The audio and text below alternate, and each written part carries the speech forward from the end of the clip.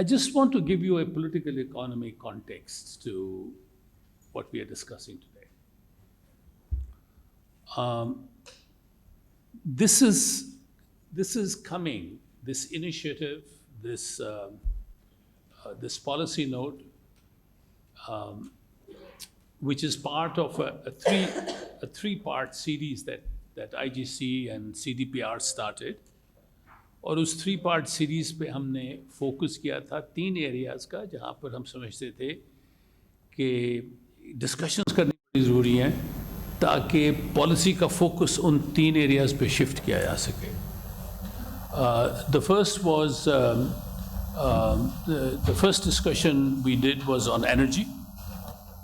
Energy is clearly extremely important source both for economic activity as well as the mismanagement of energy and what it means for the fiscal distress. जो हमारी economy पे एक fiscal distress है जिसकी वजह से government long term decisions ले नहीं पाती. तो इसलिए पहला हमने जो इसी किस्म की वर्कशॉप की थी वर्ल्ड बैंक के साथ मिलकर इस्लामाबाद में की थी, that was on energy. The second workshop was on cities, कि सिटीज़ की वजह से जो चैलेंजेस आ रहे हैं इकोनॉमी को, जो लोगों की ज़िंदगियों में जो चैलेंजेस आ रहे हैं, उसमें क्लाइमेट चेंज का भी तल्लुक़ है, उसमें जनरल सिटी मैनेजमेंट का तल्लुक़ है, उसमें सिटी एंड इकोनॉमिक एक्टिविटीज़ का तल्लुक़ है. तो उसके बारे में what are the big issues, और इन इश्यूज़ को फिर हमने कराची में वर्कशॉप की थी with the institute of business administration, ताकि हम सिटीज़ के इश्यूज़ को हाईलाइट कर सकें. ये तीसरी वर्कशॉप है which is focused on agriculture. Agriculture के मेजर चैलेंजेस क्या हैं और इन चैलेंजेस को हमने किस तरह से एड्रेस करना है. इस कॉन्टेक्स्ट में आपको मैं एक पॉलिटिकल इकोनॉमी का बैकग्राउंड बता दूं जो ज़हन में रखना बड़ा ज़रूरी है. इस नोट में बिल्कुल सही एम्फसाइज़ किया गया है कि हमारी एग्रीकल्चर प्रोडक्टिविटी वैसे ही कम थी, but because of climate change it's become even more serious, क्योंकि वो कम भी can be reduce further bye 50% if we don't address climate change issues. So in itself it's a very important concern. उसको इस report में बड़ी अच्छी तरह से डील किया गया है और इसकी तफसील मैं छोड़ता हूँ उस सेशन पे जिसमें ये रिपोर्ट प्रेजेंट होगी और डिस्कस की जाएगी. मैं सिर्फ आपको ये बताना चाहता हूँ कि the timing of this report not only in the context of rapidly changing climate change issues but also in the context of the macro economic challenges that this country faces. आपको पता है कि तकरीबन सन 2000 से लेट 2000 से we been in a continuous IMF programme more और less. उससे पहले भी थे लेकिन थोड़ा गैप हो जाता था, लेकिन since around 1999-2000 it's been a continuous engagement with the IMF. और उस कंटिन्यूस एंगेजमेंट की वजह से our growth has come down from an average of about 6% per annum for several decades. It has come down to around 3.5-4% per annum, which given our population growth just doesn't help with improving standards of living. तो ये एक phenomena long term macro economic challenge का phenomena चल रहा था. अब ये हुआ है कि आपको पता है कि इस फिनोमेना ने एक एक्सट्रीम वर्जन अख्तियार कर ली थी. तकरीबन 3 साल हुए. 3 साल हुए उसी मैक्रो इकोनॉमिक क्राइसिस की एक बड़ी एक्सट्रीम वर्जन आई, जिसकी वजह से we faced inflation rates of as high as 40%. Now, Turkey has seen 80%. Latin American countries have seen more than 100%. लेकिन हमारे अपने एक्सपीरियंस के में 40% was huge. And 40% inflation really messes up people's standards of living in a big way. And that's what we were experiencing 3 years ago. उसको हमने control कर लिया. इस वक्त इन्फ्लेशन 4-4.5% पे है, विच इज़ मोर और लेस नॉर्मल फॉर पाकिस्तान. हमने उसको कंट्रोल कर लिया है. हमारे रिजर्व्स एक हद तक पहुंच गए हैं जिस पे हमें वो जो रोज़ाना की फ़िक्र होती थी कि डॉलर को क्या होगा, रुपये को क्या होगा, वो नहीं रही. तो उस हद तक तो स्टेबलाइजेशन हमने अचीव कर ली है. अब होता यह है कि जब हम स्टेबिलिटी अचीव कर लेते, ये हमने पहली दफ़ा नहीं की, ये हमने 2010 में भी कर ली थी, फिर हमने 2014 में भी कर ली थी, और हमने ये 2021 में भी किसी हद तक कर ली थी स्टेबिलिटी. लेकिन जब स्टेबिलिटी हो जाती है तो फिर एक, और यहाँ वो पॉलिटिकल इकोनॉमी कॉन्टेक्स्ट आ जाता है, जब वो स्टेबिलिटी हो जाती है तो फिर एक शोर मचता है कि अब हमें ग्रो करना चाहिए. अब गवर्नमेंट को जो हमने फिस्कल टाइटनेस अख्तियार की हुई है इसको ख़त्म करके ग्रो करें. अब इस शोर में जो सबसे ऊंची आवाज़ होती है वो हमारी प्राइवेट इंडस्ट्री की होती है. It's a very powerful lobby. मैं पिछले 1.5 साल से उस लॉबी को बड़े नज़दीक से देख रहा हूँ, क्योंकि गवर्नमेंट ने टैरिफ रिफॉर्म किए जो कि सही स्टेप था, लेकिन उसको अनडू करने के लिए जिस किस्म के प्रेशर्स डाले जा रहे हैं वो मैं बड़े नज़दीक से देख रहा हूँ. पहले पढ़ता था इसके बारे में, लेकिन मैं पहली दफ़ा उसको इतनी करीब से देख रहा हूँ कि वो कितने स्ट्रॉन्ग प्रेशर्स हैं हमारे मौजूदा निज़ाम के बग़ैर निज़ाम को चेंज किए दोबारा ग्रोथ शुरू करें. और मैं आपको यकीन दिलाता हूँ, अगर निज़ाम को यानी स्ट्रक्चर, इकोनॉमी के स्ट्रक्चर को चेंज ना किया और दोबारा ग्रोथ की, 2 साल के बाद हमारा फिर वही हाल होगा, हमें दोबारा IMF के पास जाना पड़ेगा. उसकी वजह यह है कि जो हमारा ख़ास तौर पे इंडस्ट्री का स्ट्रक्चर है वो बन गया है. उसकी कई वजूहात में मैं तफसील में नहीं जाना चाहता. वो ऐसा स्ट्रक्चर बन गया है इंपोर्ट सब्स्टिट्यूशन के नाम पर, जिससे जब भी ग्रोथ होती है हमारी इंपोर्ट्स एक्सप्लोड कर जाती हैं और एक्सपोर्ट हम कर नहीं रहे.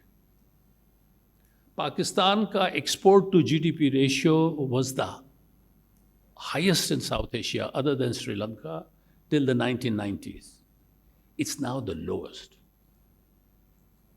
हमारा इंडस्ट्रियल स्ट्रक्चर ऐसा बन चुका है कि वो बहुत प्रोटेक्टेड वॉल्स के खड़े करके कि बाहर से कोई चीज़ आएगी उस पर 30% ड्यूटी, उस पर 40% रेगुलेटरी ड्यूटी, उस पर एडिशनल कस्टम ड्यूटी वगैरह डाल के 70-80% की प्रोटेक्शन खड़ी करके अपने लिए प्रॉफिटेबल दीवारें खड़ी करके उसमें वो डोमेस्टिक इकोनॉमी में चीज़ें बेचते हैं. ये स्ट्रक्चर हमारा बन गया है. लेकिन जो चीज़ें वो बेचते हैं यहाँ, उनके लिए इंपोर्ट्स चाहिए उनको. मसलन कार यहाँ बिकती है, यहाँ सो कॉल्ड यहाँ बन के बिकती है, लेकिन लोकल वैल्यू एडिशन उसकी 10-15% से ज़्यादा नहीं होती. ज़्यादातर उसका इनपुट जो है वो इंपोर्ट होता है. तो जब कारों की फ़रोख्त बढ़ती है तो हमारा इंपोर्ट बहुत बिल बढ़ जाता है और एक्सपोर्ट हम कर नहीं रहे. तो that's structural, that structure of the economy का मतलब है कि जब भी आप एक्सपैंड करेंगे ग्रोथ होगी, इंपोर्ट्स बढ़ेंगी, and you are back to the balance of payments crisis. पहली दफ़ा हुकूमत कोशिश कर रही है कि इस स्ट्रक्चर को एड्रेस किया जाए, और उसके लिए टैरिफ रिफॉर्म जून 2025 में लाए. उस tariff reform it's a 5-year program जिसमें हम ये एडिशनल कस्टम्स ड्यूटी और रेगुलेटरी ड्यूटी को ख़त्म करेंगे. सिर्फ 15% कस्टम्स ड्यूटी होगी और जो बैंड्स हैं बड़े लिमिटेड होंगे, ताकि इसको सिंप्लीफाई किया जाए, ताकि हमारी, देखिए अगर आप प्रोटेक्शन के थ्रू यहाँ चीज़ें बेचेंगे, मसलन जो केमिकल्स इंडस्ट्री है, केमिकल इंडस्ट्री भी प्रोटेक्शन लेती है, 40-50% उनको प्रोटेक्शन मिल जाती है। तो जो भी चीज़ उन्होंने डोमेस्टिक इंडस्ट्री में बेचनी होती है वो 40-50% हाई कॉस्ट पे बेचते हैं। तो जिस डाउनस्ट्रीम इंडस्ट्री ने उनका आउटपुट इस्तेमाल करना है वो डाउनस्ट्रीम इंडस्ट्री तो अनकम्पेटिटिव हो गई ना। चुनाचे सारी इकोनॉमी एक अनकम्पेटिटिव स्ट्रक्चर की तरफ चली गई है। इसको दूर करने के लिए जून 2025 में गवर्नमेंट ने टैरिफ रिफॉर्म, एक बड़ा सेंसिबल टैरिफ रिफॉर्म इंट्रोड्यूस किया। अब मैं देखता हूं कि इस कदर उस टैरिफ रिफॉर्म को ख़त्म करने के लिए लॉबीज़ का जो प्रेशर है वो इतना स्ट्रॉन्ग है कि गवर्नमेंट के पास वो गवर्नमेंट को दूसरी चीज़ों पर वो फोकस करने का टाइम ही नहीं देते। हालांकि अगर हमने ग्रो करना है इन कंडीशन में, जबकि इकोनॉमी का स्ट्रक्चर अभी चेंज नहीं हुआ, तो ग्रोथ हमारी आनी चाहिए एग्रीकल्चर के थ्रू। अगर गवर्नमेंट के पास रिसोर्सेज हैं तो गवर्नमेंट को एग्रीकल्चर में डालने चाहिए, और उसकी वजह यह है कि agriculture growth is the least import intensive growth, बल्कि एक्सपोर्ट्स बढ़ेंगी। 75% of Pakistan's exports come from agriculture. If you make agriculture more competitive, you will export more. One. Number two, vast majority of our agriculture holdings are small, are very small. When you have growth across agriculture, the small farmers will benefit. It will be good for income distribution in the country. Least import intensive, enormous export potential, much better for distribution in the country. And if we increase food crops, ख़ाह वो cereals हो या वो fresh produce हो, the cost of living will also stay low. For all of these benefits, government's policy attention and government's resources should be spent on agriculture. तो ये मैं आपको background देना चाहता था। लेकिन पॉलिटिकल इकोनॉमी हमारी ऐसी है कि हमारा प्राइवेट सेक्टर जो इंडस्ट्री में है वो गवर्नमेंट को टाइम नहीं देता कि वो किसी और चीज़ के ऊपर फोकस कर सके। हमारा काम यह है कि गवर्नमेंट का अटेंशन इसकी तरफ रखें, because this is where we will strengthen the foundations of sustainable growth. So I just wanted to give you this background, क्योंकि ये इस नोट में नहीं है, and I hope in a revised version we will address that कि macro economic stable growth के लिए भी एग्रीकल्चर पे फोकस करना बहुत ज़रूरी है। We'll add that dimension to this note. हमारा काम ये है, we are both analysts as well as lobbyists. हमारा काम ये है कि अखबारों में लिखें हम इसके बारे में, हम इस किस्म की वर्कशॉप्स में इसको डिस्कस करें, और जब भी हमें गवर्नमेंट के पास चांस मिलता है हम इसको पुश करें कि why we should be focusing on agriculture. Agriculture पे इस वक्त फोकस करें, इंडस्ट्री जब रिस्ट्रक्चर हो जाएगी, जब आपका टैरिफ रिफॉर्म अपना काम कर जाएगा, इंडस्ट्री जब ठीक हो जाएगी तो फिर इंडस्ट्रियल ग्रोथ भी ज़रूर करें, उससे आपकी एक्सपोर्ट्स बढ़ेंगी। इस वक्त इंडस्ट्रियल एक्सपोर्ट्स को बढ़ाना, इंडस्ट्रियल ग्रोथ को बढ़ाना इस स्ट्रक्चर में will be counterproductive. Instead, focus on agriculture. This is the message I'm giving whenever I get an opportunity. So I just wanted to share that with you. Those are my opening remarks, and now over to... Assalamu alaikum everyone. My name is Adil Shafkat. I'm the director for the Agriculture Hub at the Center for Economic Research in Pakistan, or CERP.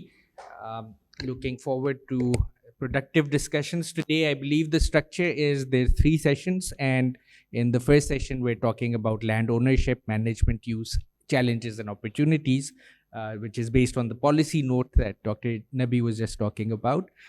We'll start with a short overview of the policy note in the form of a presentation, and then we'll have a discussion about the questions that come out of that. and maybe also some of the ideas that Dr. Nabi was articulating. So let's start with the presentation first. Assalamu alaikum, everyone. I'm Zara Salman. I'm the CEO of CDPR. I'm also the co-author of this policy note, which I believe everybody has received. Ayman Hafiz was my co-author on this policy note. So I'm going to be presenting on the first session, so we have sort of divided the policy note into 2-3 different topics. We're first going to be talking about land ownership, management, and use, and sort of the link between land and climate change, and agriculture, and the sort of challenges and solutions that are to those challenges. So just to give a bit of a snapshot for agriculture in Pakistan, agriculture is a very important sector, as Dr. Nabi was talking about. It employs 40% of your labor force, including 2/3 of working women. It contributes 23% to the GDP. It generates 75% of export earnings, mainly from textiles and agri-food businesses. It is a high untapped growth potential sector with quick investment returns. But there are some significant issues, especially in terms of yield. Yields are low, especially when we compare them to countries like China, India, Bangladesh. There are some examples for wheat and cotton in terms of how low our yields are compared to them. And some of the reasons why these yields are low and some of the challenges that the sector faces are, first of all, a rising population that really increases our food demand and puts a lot of pressure on the agriculture sector. There's increasing urbanization over the years, which has reduced cultivable land. And I think we've all seen how what used to be agricultural land has now become either housing schemes or some other being used for some other urban use. And third, which is one of the most important challenges, and the challenge that we're going to be talking about, is this increasing climate vulnerability. What used to be, events that used to occur one-off every few years, or once in a decade, now have become annual disasters. So now there's a new normal in terms of climate change, which we really want to focus on. There's a recurring pattern of extreme events like floods, unpredictable cloudbursts, heat waves, and record-breaking droughts. And just the impact of these events are enormous. Now, just looking at the scale of the 2022 floods, over 33 million people were impacted in a single cycle. And there were a million more that were affected in subsequent flood events. And this impact could be seen in terms of human cost and in terms of deaths and injuries. It could be seen in terms of physical damage, of people being displaced, their livelihoods being lost, their houses being destroyed. There was a huge financial toll in terms of economic losses directly, and then the amount of funds required to reconstruct the houses and all the damage that was taking place. And similar devastation in 2025 floods, the amounts of crops that were lost in all these floods, then droughts, droughts have been occurring on and off, and they have a severe impact on your agriculture productivity and in your agriculture output. So what is at stake? Even in terms of the future, when we look at it, there is a prediction of increasing temperatures. By 2040, there's going to be a 3-degree rise, which will significantly alter the feasibility of current farming practices. By 2100, it is predicted that temperatures could rise by 5 to 6 degrees Celsius. And you can imagine the impact of this temperature rise on your crops. It is expected that all major crops, wheat, rice, maize, cotton, sugarcane, they will be significantly affected. And it's not just the impact on crops, but there's also the impact on labor productivity. Extreme heat reduces the number of hours that laborers can work in the field. So there's a double hit of low yields and a struggling workforce. And of course, this means there's going to be an economic shift that will force Pakistan to shift from a food exporting country to a country which is under increasing pressure to import food to just feed its population. So then the question then arises is, what is the role of climate resilience in all of this? And can climate resilience mitigate adverse impacts of climate change? And how can it significantly strengthen economic outcomes? I want to first talk about the smallholder constraints because we want to focus on small-scale farmers. They consist part of Pakistan's, most of Pakistan's agriculture, and these are farms that are less than 10 hectares. These small-scale farmers, their access to new techniques and technologies could be really important for fighting climate change, is limited by two things. First, lack of financial resources, and secondly, by lack of information. And while we're looking at how small-scale farmers can adapt to climate change, I think it's also important to look at what the government subsidies and other government schemes, etc., how they're impacting small-scale farmers and whether they're able to reach them and whether they're able to benefit them. So I'm sort of leaving this question for the floor, and we're going to go into this deeper when we start the discussion with all of you. But just wanted to put it out there. Now, we also want to sort of put a spotlight on vulnerable groups. Women comprise nearly 70% of the agriculture workforce, but they own less than 2% of the farms. They're working long, unpaid hours, but they're legally and financially invisible because they don't have any formal land titles. So that means they're not able to make decisions related to their farms. They're not able to invest the way they should be investing. And they also lack security. Similarly, tenants also lack land security, which discourages them from making long-term investments. And they're also exploited in terms of lopsided agreements with their landowners, which reduces their net income. So what this means is that instead of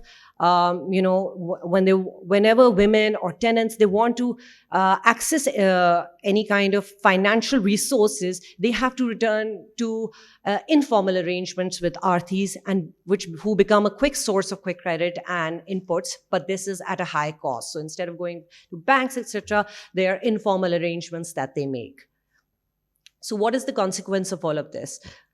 Being resource poor makes farmers risk averse. So whether they're tenants, whether they're just small farmers who do not have the cash to invest, they cannot afford the wait time for a return on investment from new techniques and new technologies that can combat climate change. It also makes them really vulnerable to any climatic event. So they're more likely to fall into deep poverty after there's a flood or a drought because they have no assets to sell or borrow against. And it also forms economic exclusion. Without land ownership, all these vulnerable groups cannot provide collateral for bank loans or credit, so they cannot access these loans, they cannot access government subsidies, and they're unable to invest in climate-resilient technologies. So some of the key reforms and messages that come out of these sort of constraints for small farmers are, first of all, there's a need to reform the subsidy structure. So far, the current subsidies, they're very broad-based, and they're on inputs like water, etc. But what we suggest is that we're looking at targeted support for climate-smart technologies. The idea is that these subsidies can have tailored support structures that incentivizes regenerative farming and sustainable use of water especially. And this would be really helpful for small holders to really access climate-resilient technologies. Secondly, it's really important that we leverage the private sector. There are models like the HPL Zarai, which provide full service ecosystems where they're supplying inputs, they're providing credit, they're guaranteeing buybacks of produce. And if we look at these models and we study them, we would be able to scale them, and this would foster a market stability by allowing small farmers to secure better prices and they're giving them more stable income and bypassing predatory middlemen. We also want to look at land rights for tenants. It's considering the constraints that they face, it's really important that they legally secure land rights to encourage them to invest in long-term infrastructure like permanent irrigation and soil health. There are also some solutions like introducing climate-linked financial products. Now, there are programs that the Zarai Taraqqiyati Bank and the HPL Microfinance, they're offering these climate-linked green loans for various services like solar-powered irrigation and other eco-friendly products. And the idea is that you look into these programs and see if they can be expanded so that the access of such green loans is available across the board to all kinds of farmers. There's also the issue of crop insurance. Now, this is something that has been introduced in other countries. It's very low in terms of uptake in Pakistan.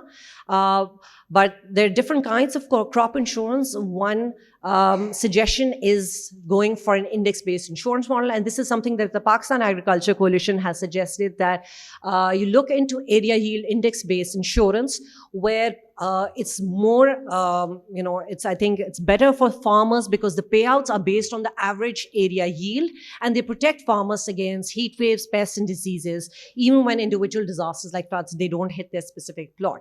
So, they still get something from it. And I hope, Kazim said you can go over, the importance of this crop insurance. We also wanted to talk about data and how data can make lending more precise, as well as how data can help monitor crop health.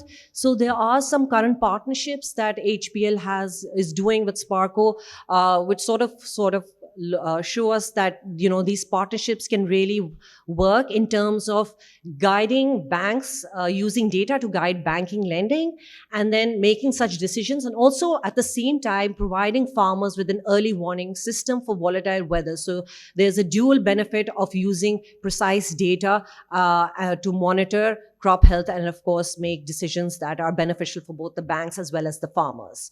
And then finally, we also want to suggest looking at regional learnings and how other countries are, what kind of services they're providing to help farmers. And what they're doing is, especially Bangladesh, they're bundling weather index insurance as well as credit to help small farmers have immediate cash flow even after a climate shock. So, another input that we really want to look at in terms of land management is soil. Now, that's a really important input that affects the productivity of your crops. Over time, recurrent climate shocks have really intensified soil erosion in Pakistan.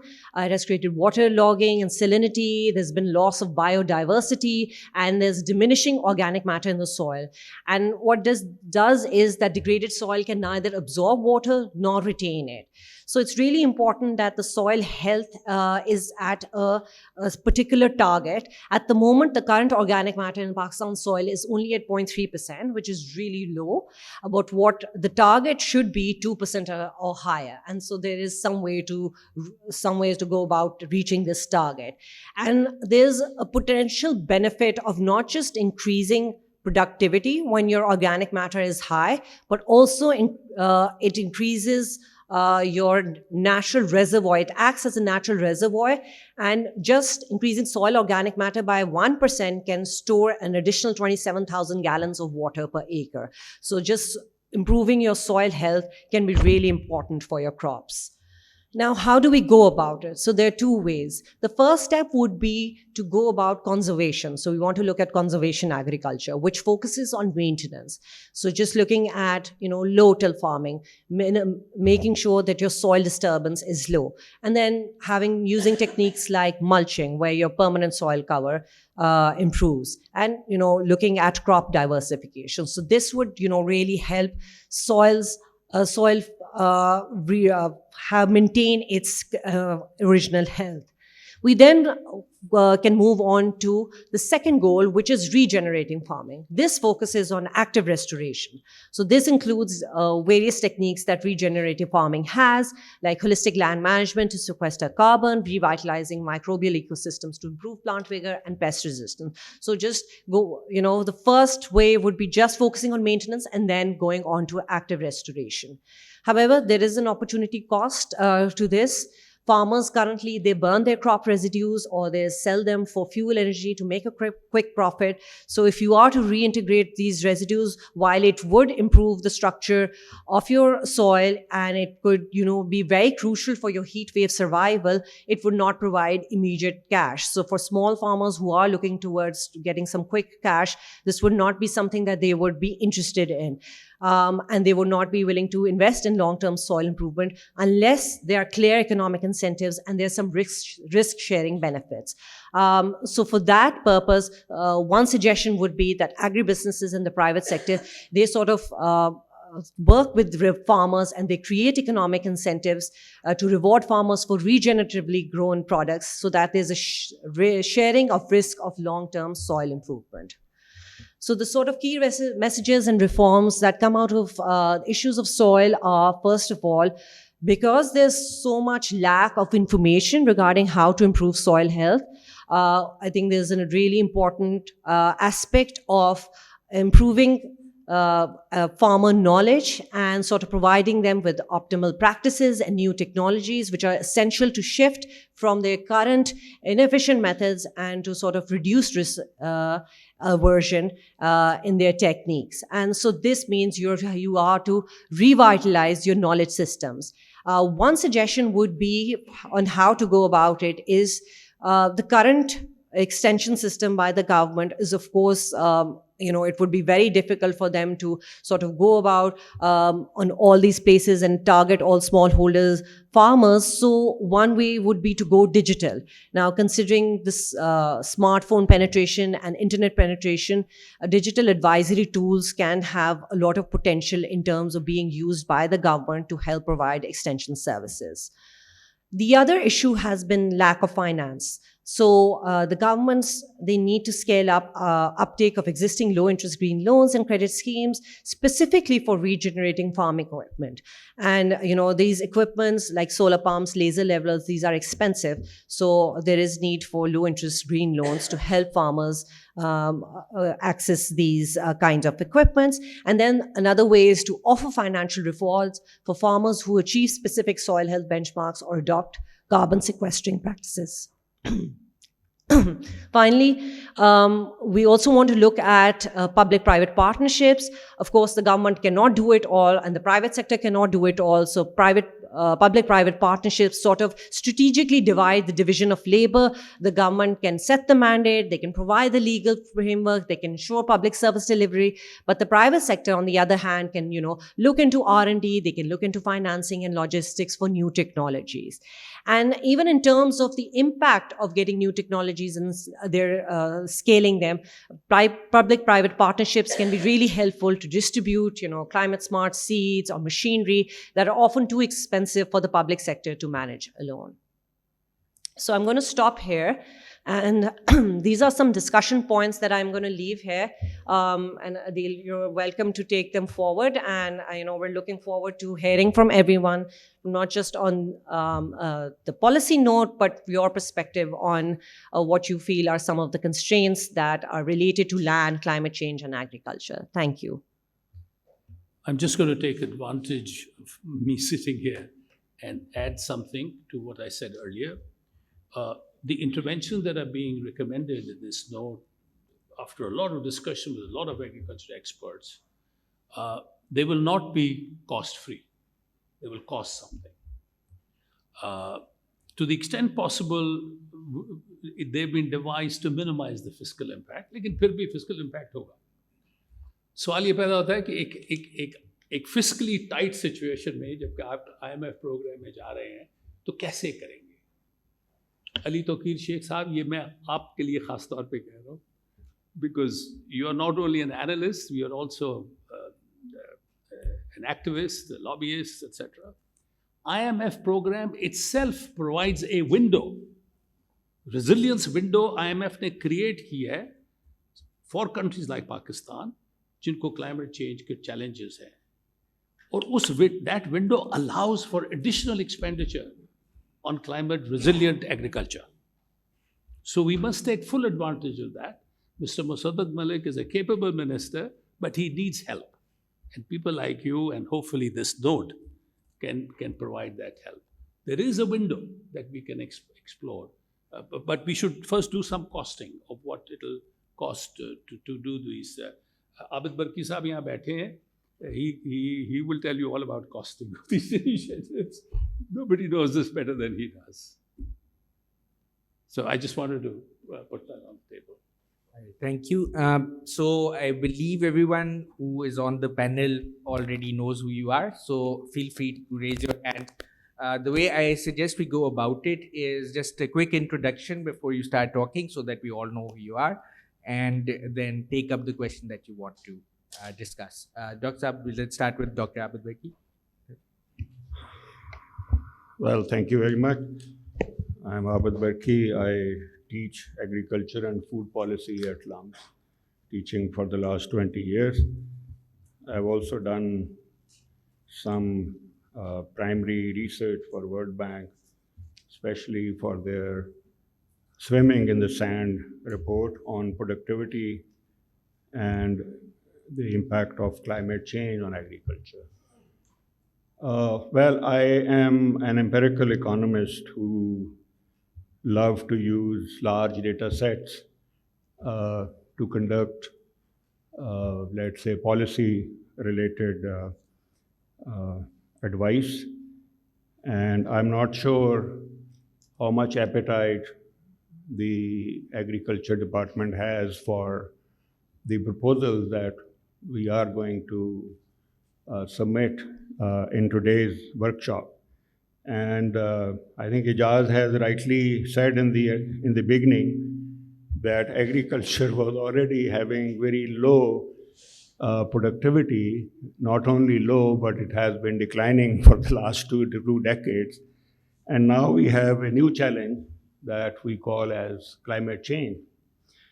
Well, there are lots of things I can say, but I think my first point is that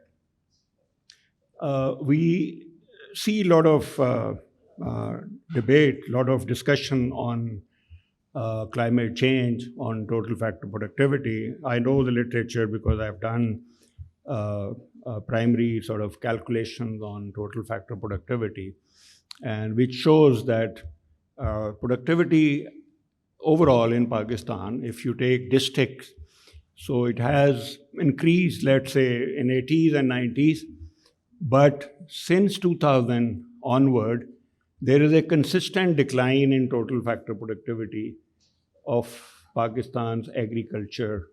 And when I say agriculture, it's the crop sector. And that also brings me to another important thing, that we talk about agriculture, but I don't see any mention of the livestock sector, which is more in terms of share in GDP. So, and that itself is another question, that is this real? Is the GDP's share of livestock is more than crop sector? So is this real in terms of the calculation? Because there are lots of questions about the livestock surveys on the basis of which they are using certain growth rates. So that's another important thing. So I think in terms of proposal, I have one or two important things that I want to share. If like there are lots of things that we can talk about. I think it was very nice and very thorough presentation on the agriculture sector of Punjab. And perhaps we can talk a lot about the AI and machine learning and how this can be used. So these are things which already some firms are involved in Pakistan. And I was discussing with my students in class, and I came to know that there are at least 5 or 6 students who already had done internship in companies, private sector companies, which are using AI to support farmers, including drones, including, I think, the software that they use to diagnose the crops, diseases, and also the moisture level and everything that we are talking about. There are, I think, one of the major things that if we have to prioritize what should be done on climate adaptation, I think there is one thing which is fast, affordable, and scalable. And it is evidence-based varietal switching for all the crops. When I say varietal switching, there are, well, based on the data that Agriculture Department has collected, and it is regularly collecting, their crop reporting service, they conduct about a survey of about 5,000 wheat farmers every year.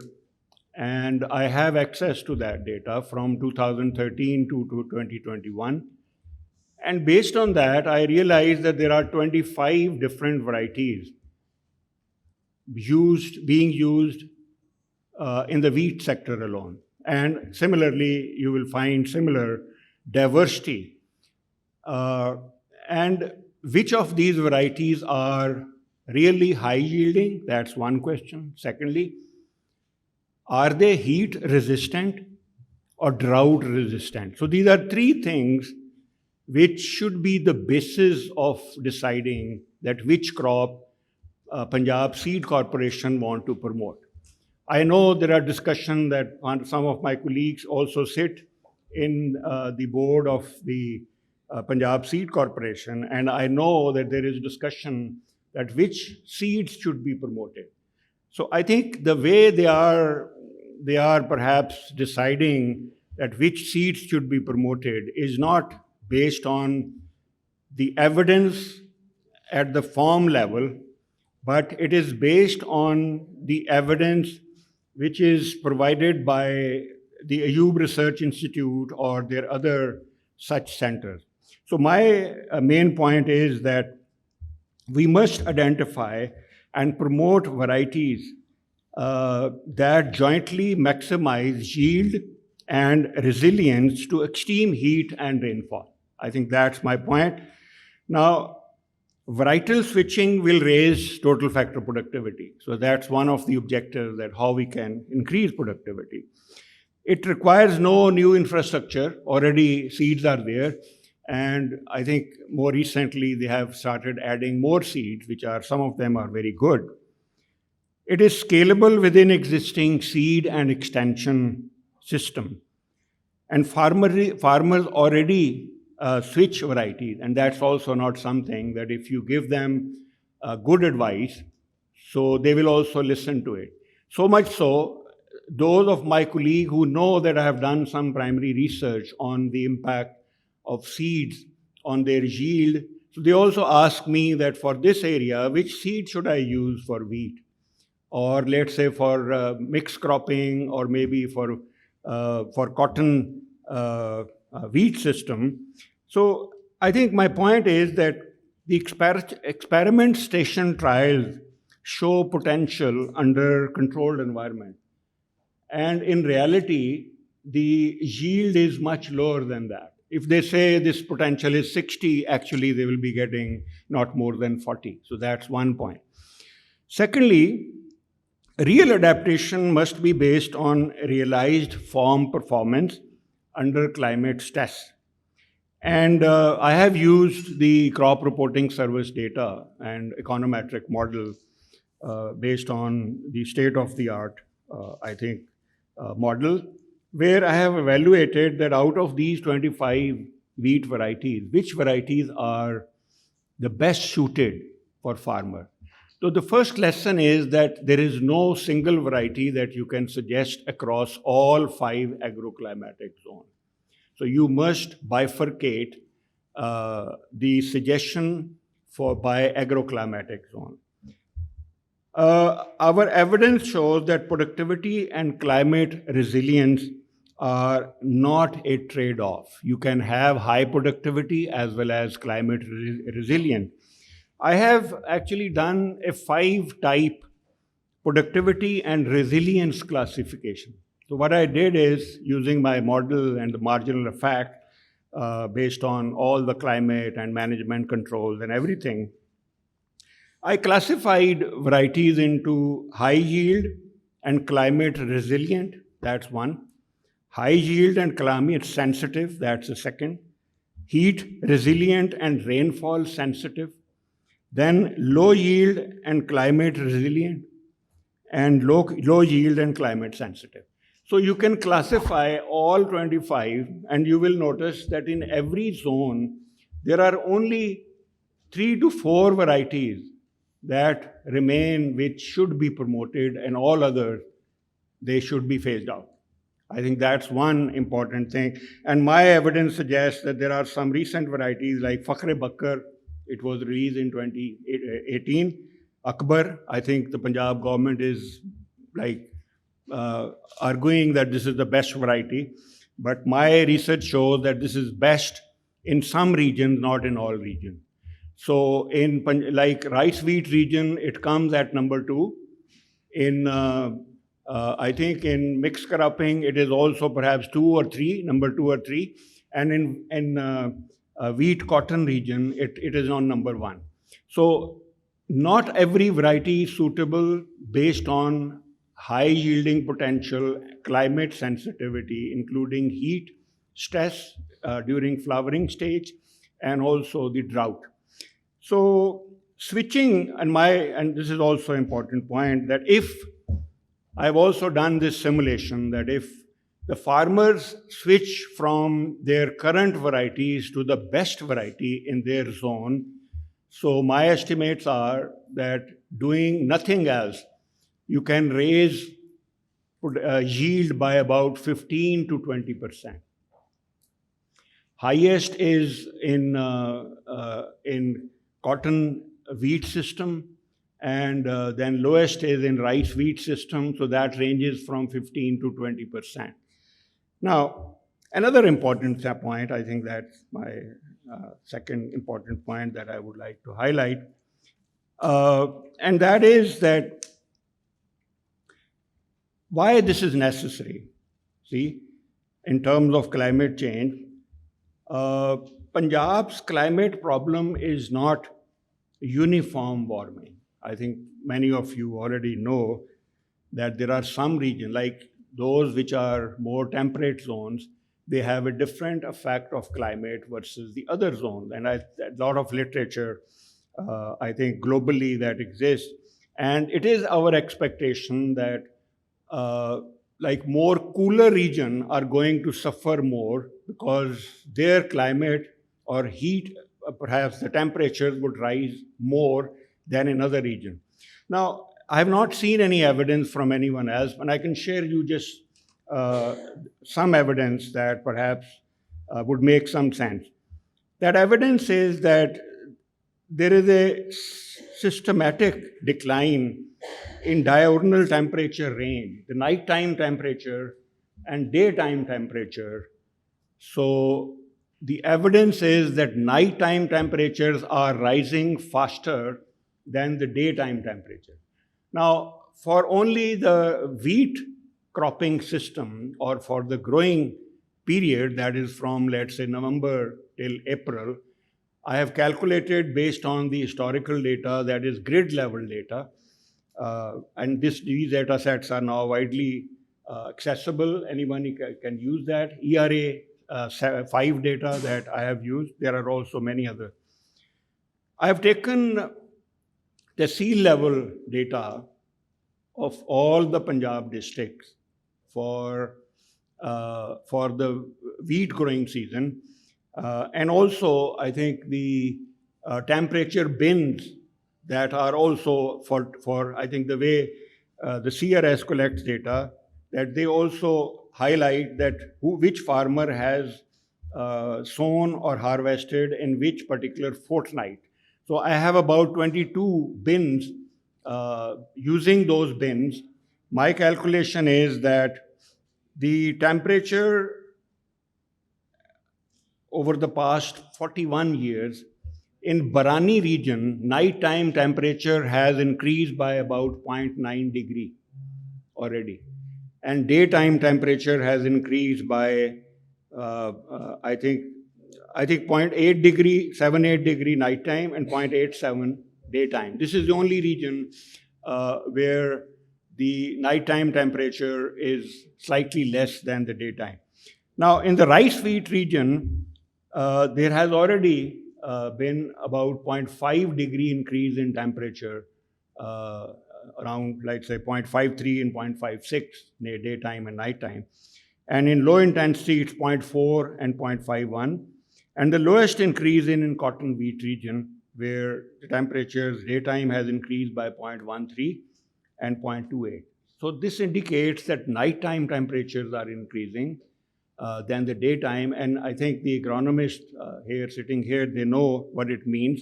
It has direct implication on the yield. So my last, I think, I would like to conclude that climate risk is spatially concentrated.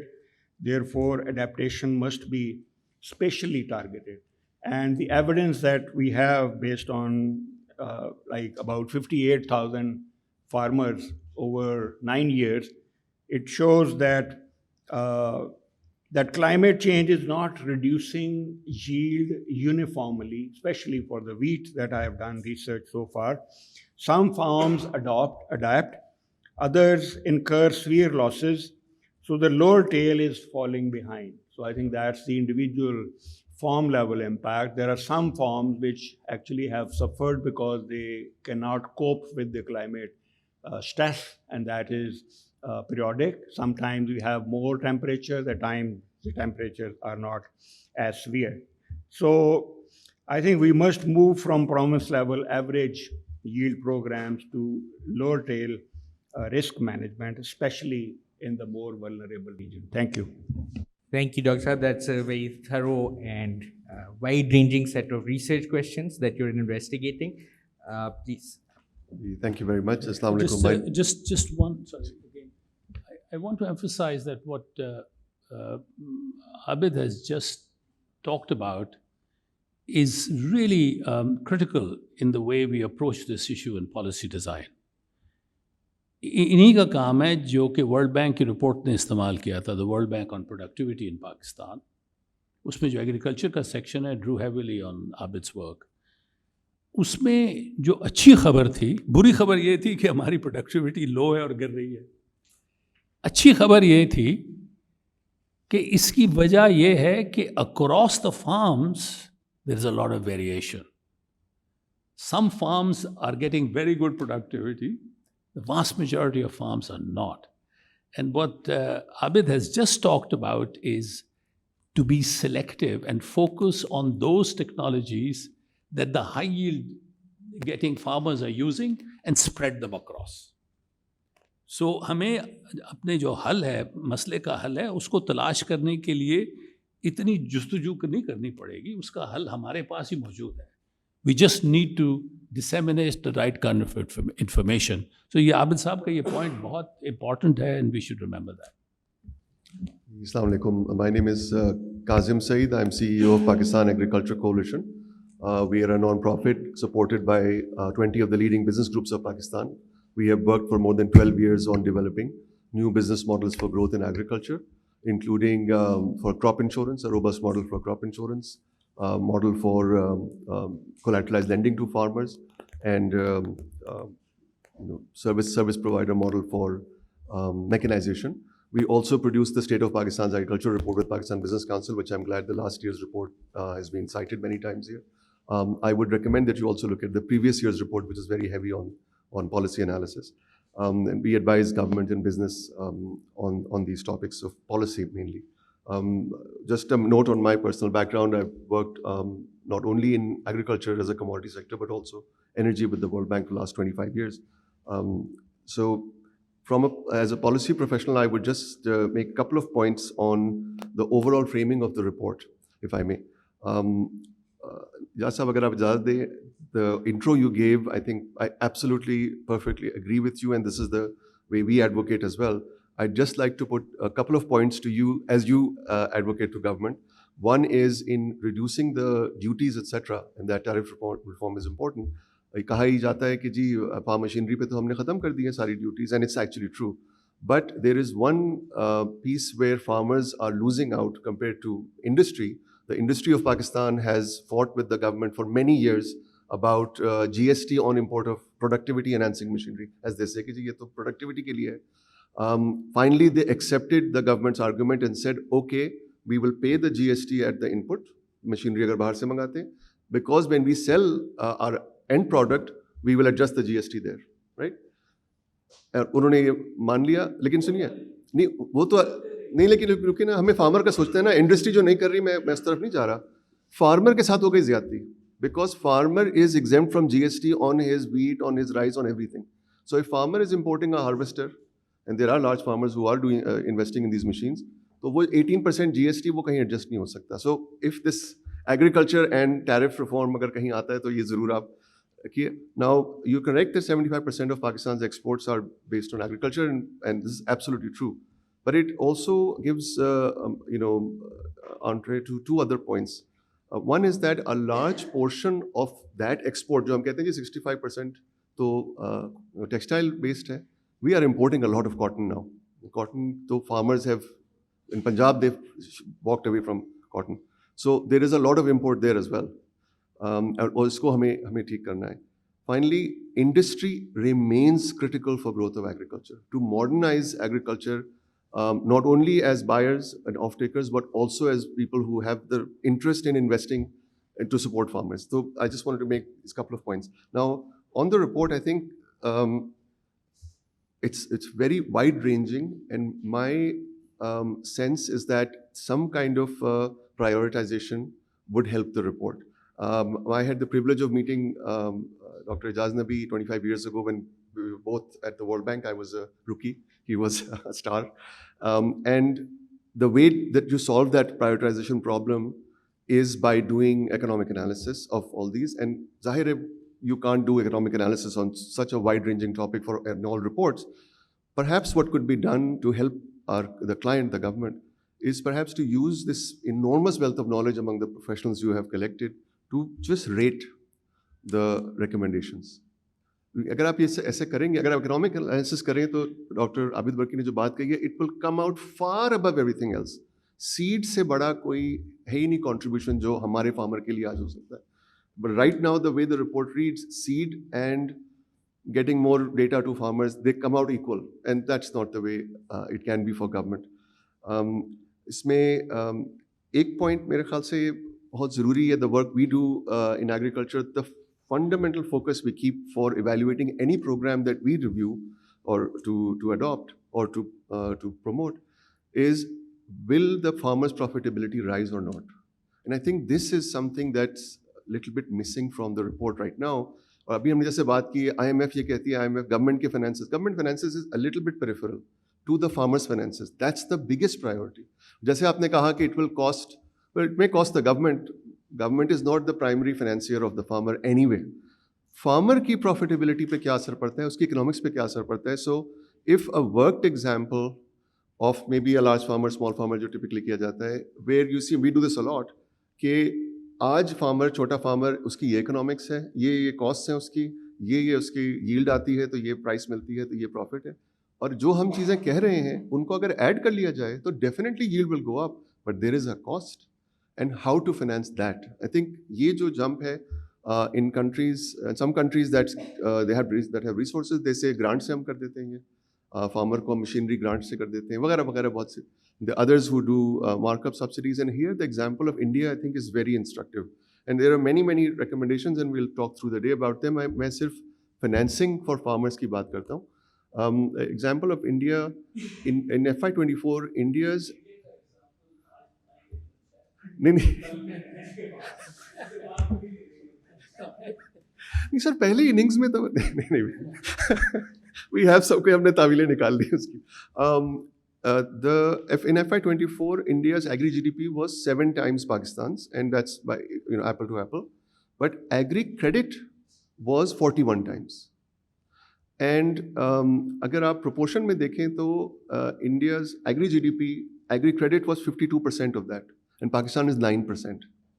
And farmers have been saying this, and advocates for agriculture have been saying this for a long time. Now, what are the 3 or 4 things that they have done which we can learn? Number 1 is the Kisan credit card. Kisan credit card. और उसके अंदर वो markup subsidy is the main thing. And I would recommend that जो इसी शहर में किसान card जो लॉन्च हुआ है 1-1.5 साल पहले, you should really do a case study. They have, and this is Government of Punjab and Bank of Punjab, which is also owned by Government of Punjab. And they have gone to the smallest farmers, and I think there are about 750,000 of the smallest farmers, average acreage 4.3 acres hai, who have taken on this card. And I think इस साल 100 billion rupees are being disbursed for that, और उसका वो markup उठा रहे हैं. So this is the beginning. और key thing is not just the money. It's a closed loop program, which means farmer अच्छी ही product वाले से ले सकता है. And I think उसकी details बहुत हैं. We can, तो एक तो किसान कार्ड है, दूसरा ये electronic warehouse receipts. I think some in the room will say Kazim हर दफ़ा इसी की बात करता है, but this is something that जो आपने mention किया है report में कि collateralized lending, collateral और नहीं है, farmer की ज़मीन ही collateral नहीं है, उसकी जिन्स भी collateral है, और अब उसका निज़ाम after 7-8 years of work, regulations निकल आई हैं, proof of concept हो गया है.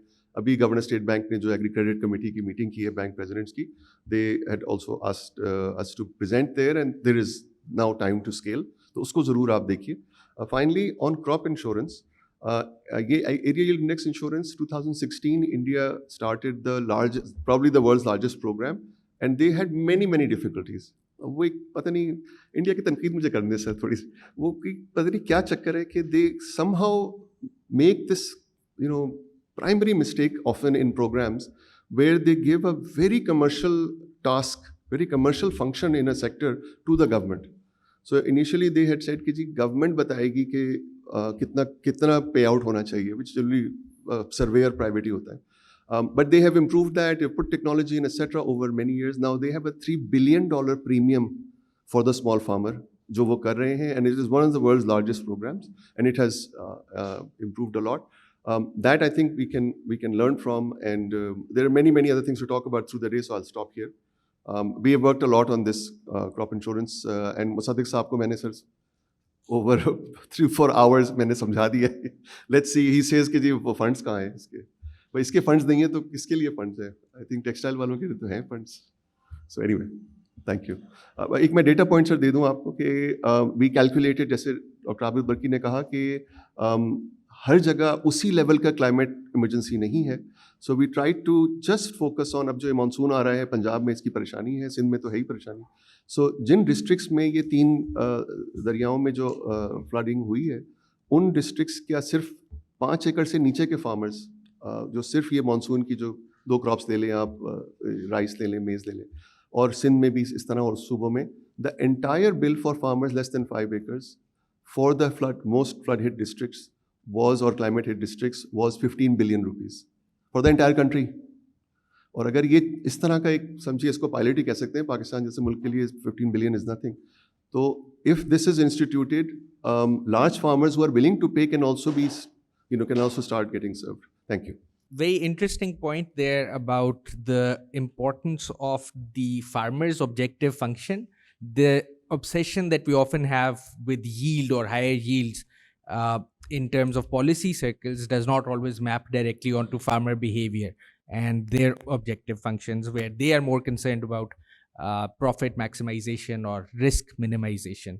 So when we talk about our policies, and especially say switching from one variety to another, we have to keep those behavioral factors in mind in particular as well. Ji sir. My name is Dr. Qasr Abdullah Malik. I have been at the moment, I am a resident of Pakistan Academy of Sciences, and I'm working now at FC College. And I had the misfortune or fortune to be federal minister, caretaker federal minister for food security for a couple of months. And I would like to share some of the experience that I had. You see, why I came to this was primarily because you talked about small farmers. You see, and that small farmers thing has been my great passion for all the time while I was in government. Incidentally, I should tell you that I've been in Faisalabad. I was Director General of NAYAB and HIPG. You see, I was the founder director of HIPG, and then I was asked to head the Pakistan Agriculture Research Council. I was chairman, and then I was member in the Pakistan Atomic Energy Commission, and then most importantly, I had been member for 3 years in Planning Commission, you see, and looking after food and agriculture in the year 2006 and 7 and 8, you see. That was the time when we had many projects, and if I show you all those, all the things that you talk about or we talk about were already done at that time, had there been some continuity, you see, and so this is one of the important factors. Anyway, while I was there, I was also a member of the SIFC, which you all know is the hybrid model, you see, and there they were all talking about corporate agriculture. So I put my spanner in and said that yes, okay, we should have corporate agriculture, but we should also have corporate agriculture for small farmers. And that I got it done. We had hired Asian Development Bank to have their lawyers to develop the whole ordinance or act, you see, because most important thing in all these small farmers is that there is no law, you see. So we wanted to have a law to give protection to, if you do any social mobilization or sin, you have to have some law that the farmers do not lose their ownership, you see, and all that, you see. So that was done. It was sent to the provinces for implementation, and there it went. No answer, you see, no action, you see, and that's why I was more interested to come, because I saw the name of Iftar Sahu. It is seldom that such meetings are attended by any government official, you see. We will see here, there is no one here who is the government official, you see. Is there one? Yes. You are not the secretary, are you? But the secretary, you see, in our system of government, secretary is the most powerful person, you see. I mean, please, the member is summoned. I'm sorry, you see, because that's the effect, you see, Say, Mr. Sahu is not here because he didn't think it was worthwhile for him to be here. I'm not saying You that. know, our secretaries are not masters of their time. Well, okay, so I He don't was want- very committed to this, and we understand. will convey all of the proceedings to him. We do well, and I also know him, and we have several meetings with him. Anyway, you see, so for your information, that whole thing is there, and our idea had been, and I think you all are policy experts and economists, you see, we were proposing that there should be the social mobilization of a village, you see. If a village has, say, about 1,000 acres of its land, and if that could be, consolidated into one piece, and all the owners of that land are given protection and are assured of their involvement if they are interested, to do that, you see. So, and then that will be a company structure, and that the banks or all the donors can invest in that, so that all the technologies can be utilized. You see, we all talk about the technologies, you see. The technologies cannot be implemented if you have 89% of the farms, of 12 acres, or, or so. So for implementation of the technology also, you need a segment of land which is appropriate for the technology to be applied. Secondly, we all talked about the climate change and the resilient agriculture. You see, we keep coining new names, regenerative agriculture. You see, and resilience is another term which has been introduced now, you see. And we also use those terms, you see, because that's the way things are, you see, But all these things have been there on the cards, on the agenda, you see, I was, when I was chairman about 20 years back, you see, I mean, all those things were talked about, you see, conservation agriculture, you see, we have been talking about the high efficiency irrigation systems, we have been talking about the laser land levelers, you see, we have been talking about the mechanical transplanters for the rice transplantation, because it is inhuman to continue with the kind of transplantation that we do now. I don't know if you ever have seen the rice being transplanted, you see. You cannot, I mean, bend for even 5 minutes in order to do that, you see. So these are things we have been trying, the mechanical transplanters being implemented, you see. And all the mechanization that we talk about has to be there. I mean, the government had so much, I mean, donor support also and all that. And the thing that you talked about, IMF having a window, that is absolutely true. I think my colleague Ali Taqir Sheikh will support me, you see, saying that IMF is not a hurdle if you are genuinely trying to do something, you see, I mean, so these are some of the points I wanted. And you see, you talked about, I think आपने कहा था, या उसी के heat resistant and drought resistant, and all these varieties are being developed and have been developed, you see. But in all these developments, biotechnology is involved, you see. And that is an area where we spent about you see, we had to amend the regulation for allowing the biotech GM crops to be introduced. You see, there has been so much, difficulty in that.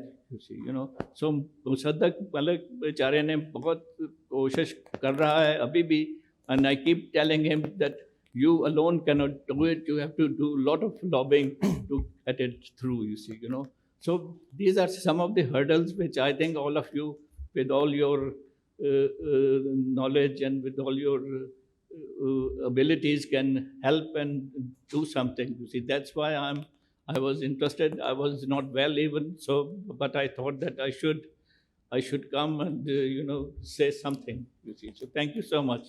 Thank you, Dr. Kausar. You make a very important point here about the fundamental contradictions with the land holdings being fragmented, but all mechanization and technological interventions requiring large scale.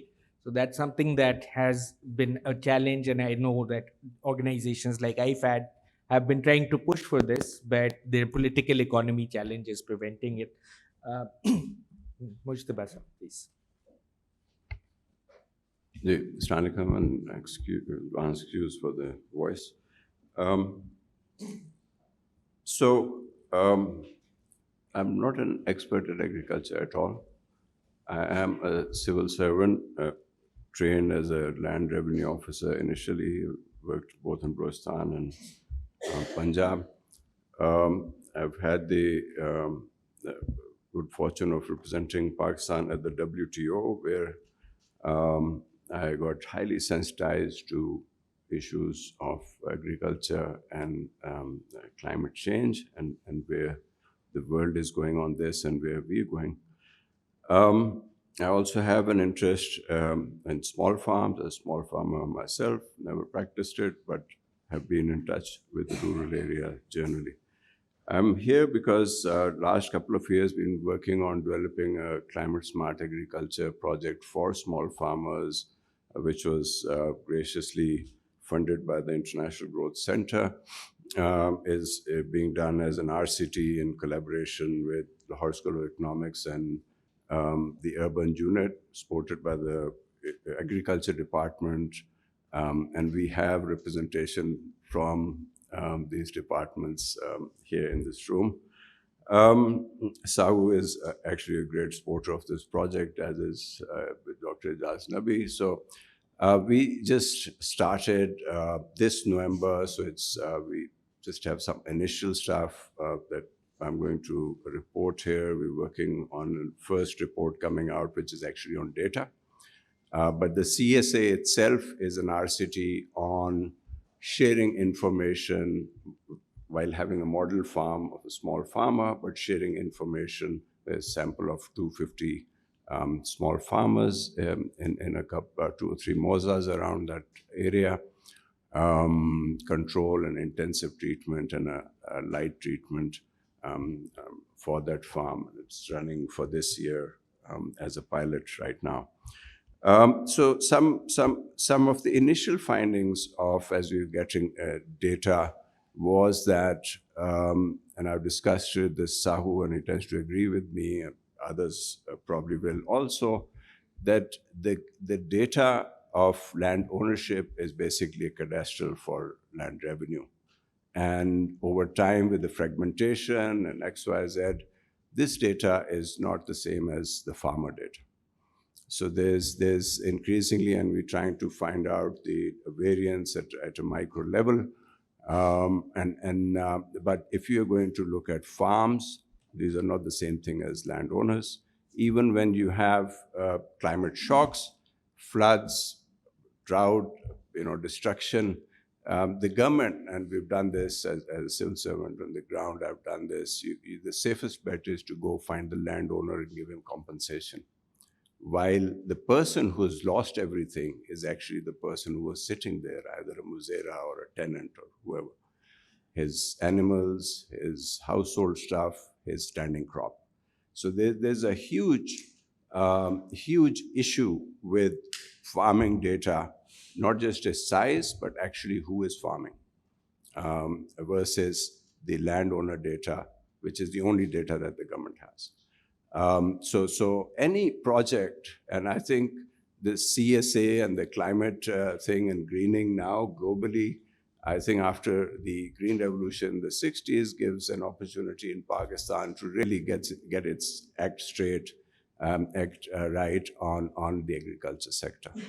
So that data part of farm versus owner is key to any, and there are country examples of where people have started fixing this, because mostly it emanated from the land revenue cadastrals. The second point that I'd like to make is that you have to look at this activity from a small farming household up, and not from up to down. And Burki Saab and the other gentleman also raised this issue about livestock missing from this analysis. Livestock is not just a store of value, it's a source of daily income. And for climate mitigation in terms of income, you have to look at diversification. The small farmer especially is highly risk averse, and it helps to diversify and regularize their income sources. So in our Climate Smart project, we had a couple of milching animals to give to the farmer, because that evens out and gives him a daily, because it's about nutrition, it's family nutrition, family income, and whatnot. So that would be key, because if you look at agriculture, then the government looks at livestock. Government has a very siloed approach towards farmers, and it's not helped anybody. The next point that I want to make is that I think we need to learn from a couple of things that have happened, which we call climate smart. One was solarization. Now, anybody who had the money in the agriculture sector solarized their 2 wells. That was because of market sort of price signals. The cost of energy went so high that people went solar without any government subsidy.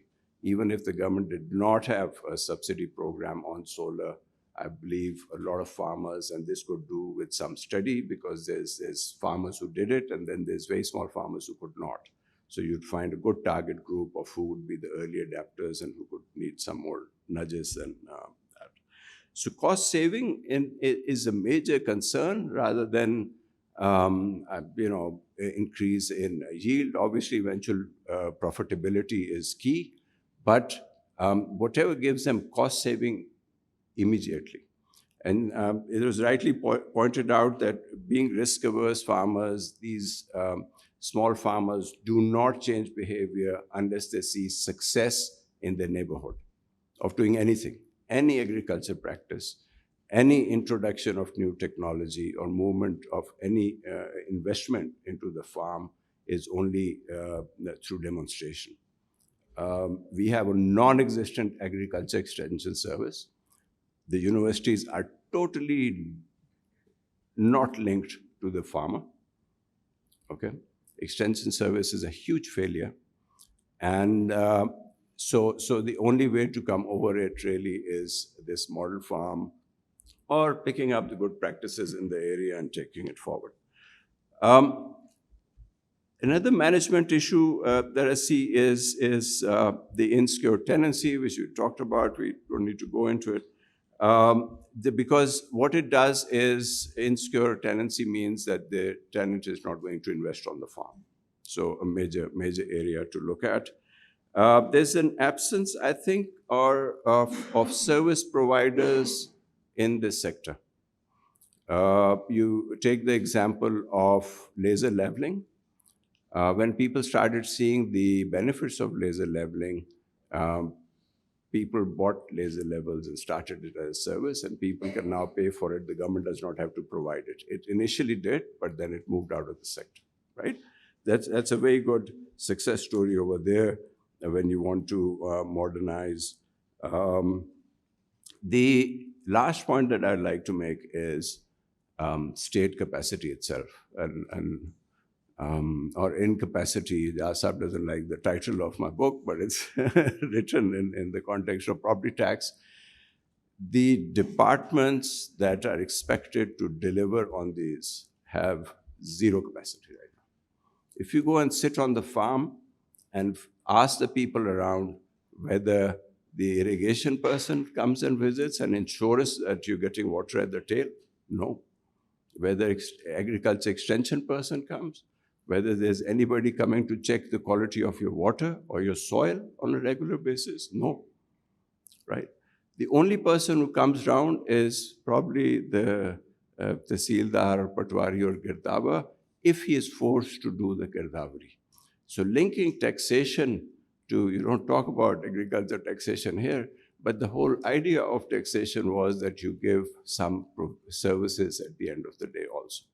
In my last point is, we can take it to the water, but I might leave before that, is that if you're going to increase the Abhyana, it has to come with delivery of water to the tail. Right? People only give Abhyana right now while not getting water is because they want to keep that claim in the papers. Okay?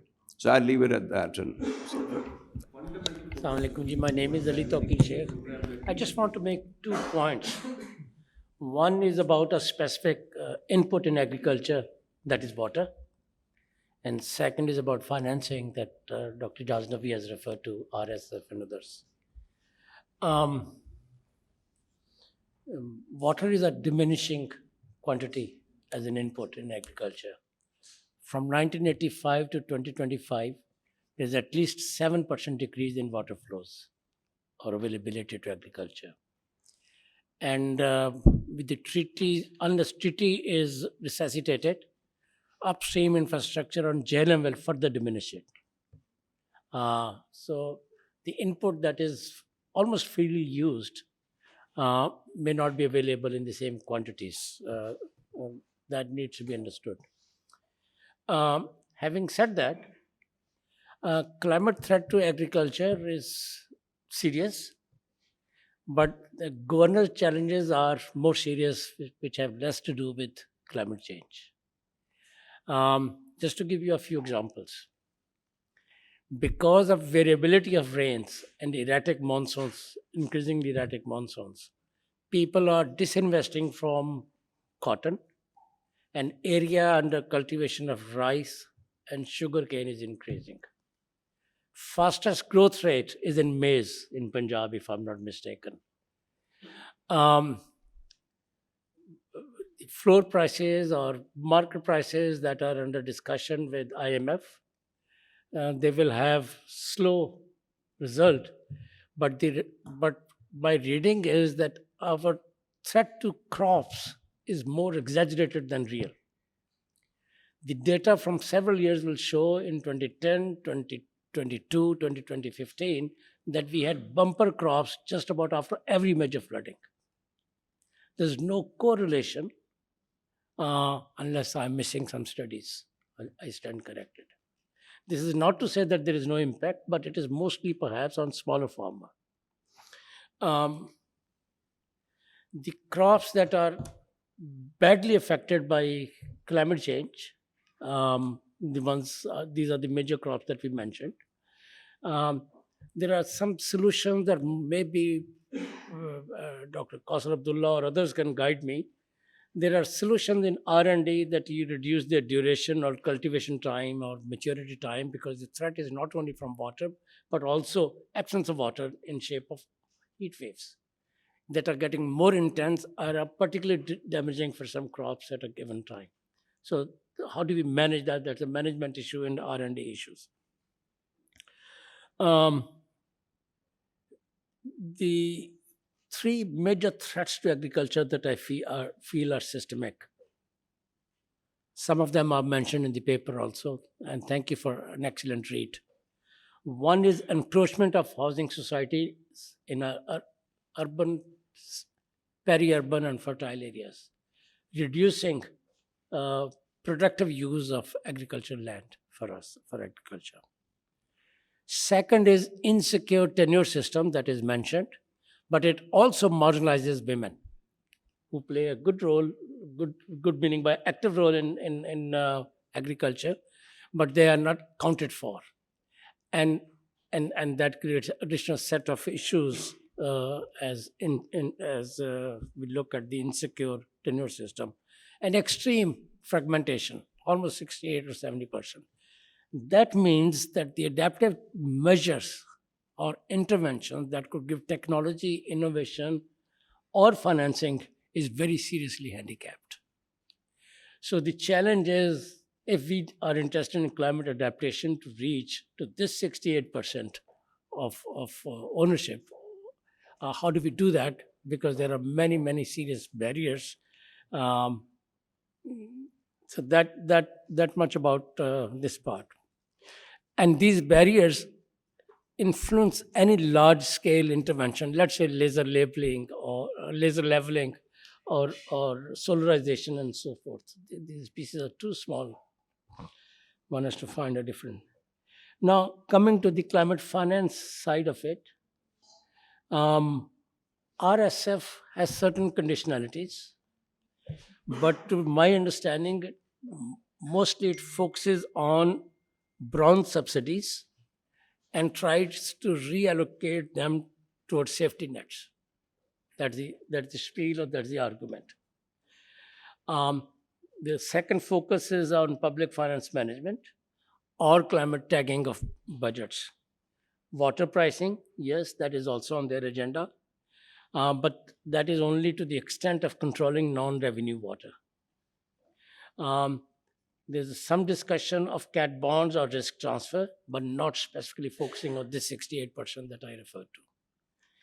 Now, to the extent that I've understood their policy actions, they're not catalytical.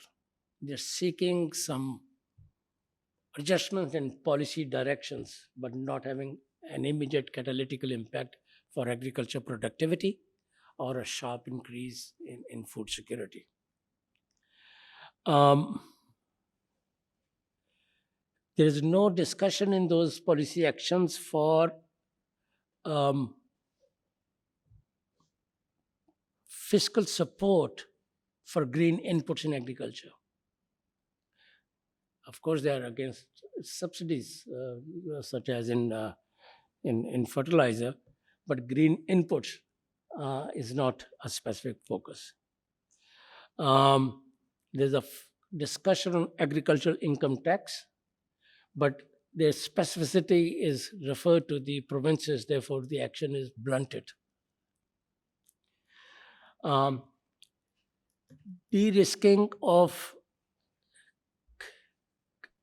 climate infrastructure that is mentioned in your paper, for example, use of drones and technologies and data sets and information flows and systems. There's no financial architecture proposed for this. And that's where the opportunity may be. It may not be with Ministry of Climate Change or with a very, with Malik Musaddiq or somebody else. But to the extent that I know that it is not part of the conversation at this point in any of the IMF-related forums or discussions that I have seen. Three areas, therefore, become priority in terms of moving the needle with IMF RSF. One is de-risking from via climate information architecture that I mentioned, modernization technology inputs. Second is adaptive social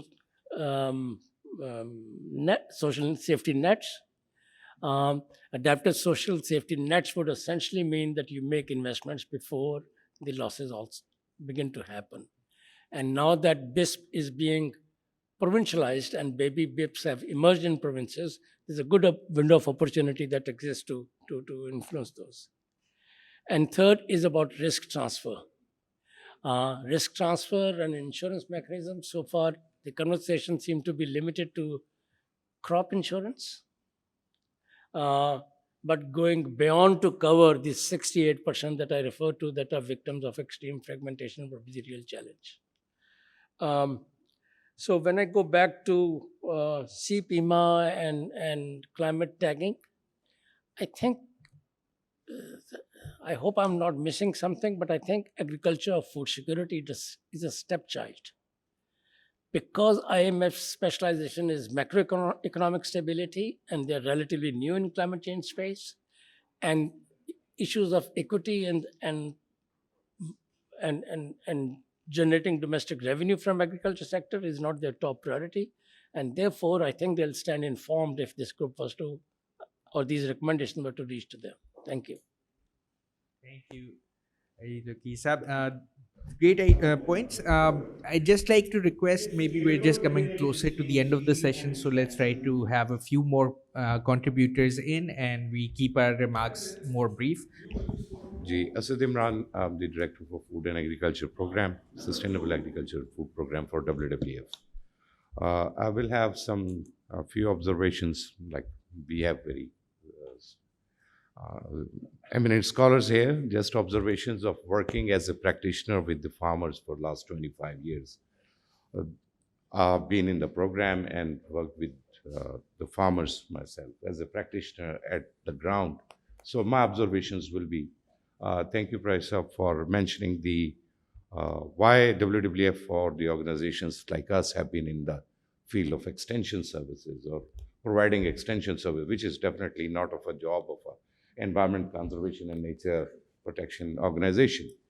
Definitely there was an appetite and a vacuum there, which we tried to fill in, and the tone and the texture of the government extension services was directed more on productivity and other things, not the sustainability or regeneration and stuff like that. So we have been in the business, and my observations are based on that. There's no doubt that in the wake of climate change, we need a lot of focus on regenerative practices, shifting from input-intensive agriculture to more eco-friendly products. And Bakisa very rightly pointed out about the seed and varietal switching. It is, but humbly I would also mention and point out that the seed sector is very loosely controlled in Pakistan. The varieties are there, scientists have been working on that, but they fail to reach with the right directions with the farmers. Seed sector at the grassroots level is very loosely controlled, which doesn't let the farmers reap the fruit of the work of the scientists that has been done. We need to make agriculture a business case for the farmer. It is a business case today for everybody else, for the trader, for Aarti, for the mandi, for processor, textile owner, a feed mill owner, a rice exporter. but it is not a business case for the farmer anymore. How we can make it? I firmly believe that give the farmer, smallholder farmer, market stability, and you don't need to do anything else. Give him the right price for his or her product. We used to be, the government used to be a balancing act in balancing the market. In cotton, quite a while ago, in wheat or in other commodities, which had an element of protection for, as you talked about, the protectionism for the industry versus the protectionism for the agriculture. So that one thing. So market stability, farmers, again, my friend pointed out that nobody motivated the farmers to go for solar, but they saw the business case in the wake of the energy prices. So we have to show the business case. Diversification, very rightly mentioned, sir. After the petroleum bill, we have the oilseed bill. Oilseed is one of the largest imports in Pakistan. We have to diversify. We are doing, but still we need to diversify. Especially somebody, my senior colleague, Ali Tokir Saab and others, mentioned about cotton. From 140, we are at less than 50. It is now the textile sector is feeling the heat that the decline in cotton sector has affected their business. It wasn't like that before. There were 1,200 ginning factories. This year, only 250 operated. Ask the textile sector, they have to import in large quantities, which is having a toll on the foreign exchange. So focus on these things. Incentives, farmers don't want subsidies, they want price. We give them credit, but we don't supervise it. We have to go for the supervised credit model, which we had like 30, 40 years ago. How the money is spent and on what it is spent. We have to supervise it. We talk about public-private partnership. We have in our program example of private-private partnerships, where the textile brands had invested in sustainable and organic agriculture, organic production. Gul Ahmed, Surti, Artistic Millionaire, they have invested their own money into the projects because they want a sustainable raw material from that. I believe that every prominent value chain has to do that, to invest. Government may or may not do that, but I think जिनका business है उन्हें तो invest करना चाहिए. If we are sitting here, my colleague from Nestle, they're investing in milk because it's their business. So every value chain has to identify who are the stakeholders and who should. मेरा घर है, मुझे काम करना है, मेरा business है, मुझे invest करना है. मैं क्यों देखूं government की तरफ कि तुम और मेरे business में invest करो? I don't think this is more important. So again, this is on diversification, it is on market stability, it is on targeted incentives and moving towards regenerative practices and products. That's my humble contribution. Thank you. Thank you. Sir, very enlightening. GM, please. Thank you, sir. Thank you. Hello, everyone. Assalamu alaikum. This is Hamad Mudassir. I'm working with the Better Cotton Initiative in Pakistan, which is a sustainability standard and is working with some 325 smallholder cotton growers in Punjab and Sindh. And prior to that, I was working as a development finance specialist on some national level financial literacy programs with State Bank of Pakistan for over 5 years. So, well, discussion on land ownership and effective land management will hint us towards some of the structural issues with the system, such as land holding disparity, tenure insecurity, water to land integration, the limitations related to that. So I see on the screen, and some of the questions, they intrigue me with regards by virtue of my current association with BCI and my prior experience with working in the development finance. And just a few comments I would like to make based on some of the insights that where I went through as part of which were collected from the field. So, for instance, protecting, safeguarding vulnerable groups. Smallholder context में एक ऐसे मुल्क के अंदर जहाँ पर to talk about Punjab, let's say, almost 50% of the farmers have close to less than 1 hectare of land ownership, which is a huge challenge, right? So how can these groups be protected? Perhaps, well, there is evidence from other regions as well, predominantly from the South Asian region. I think cluster-based management.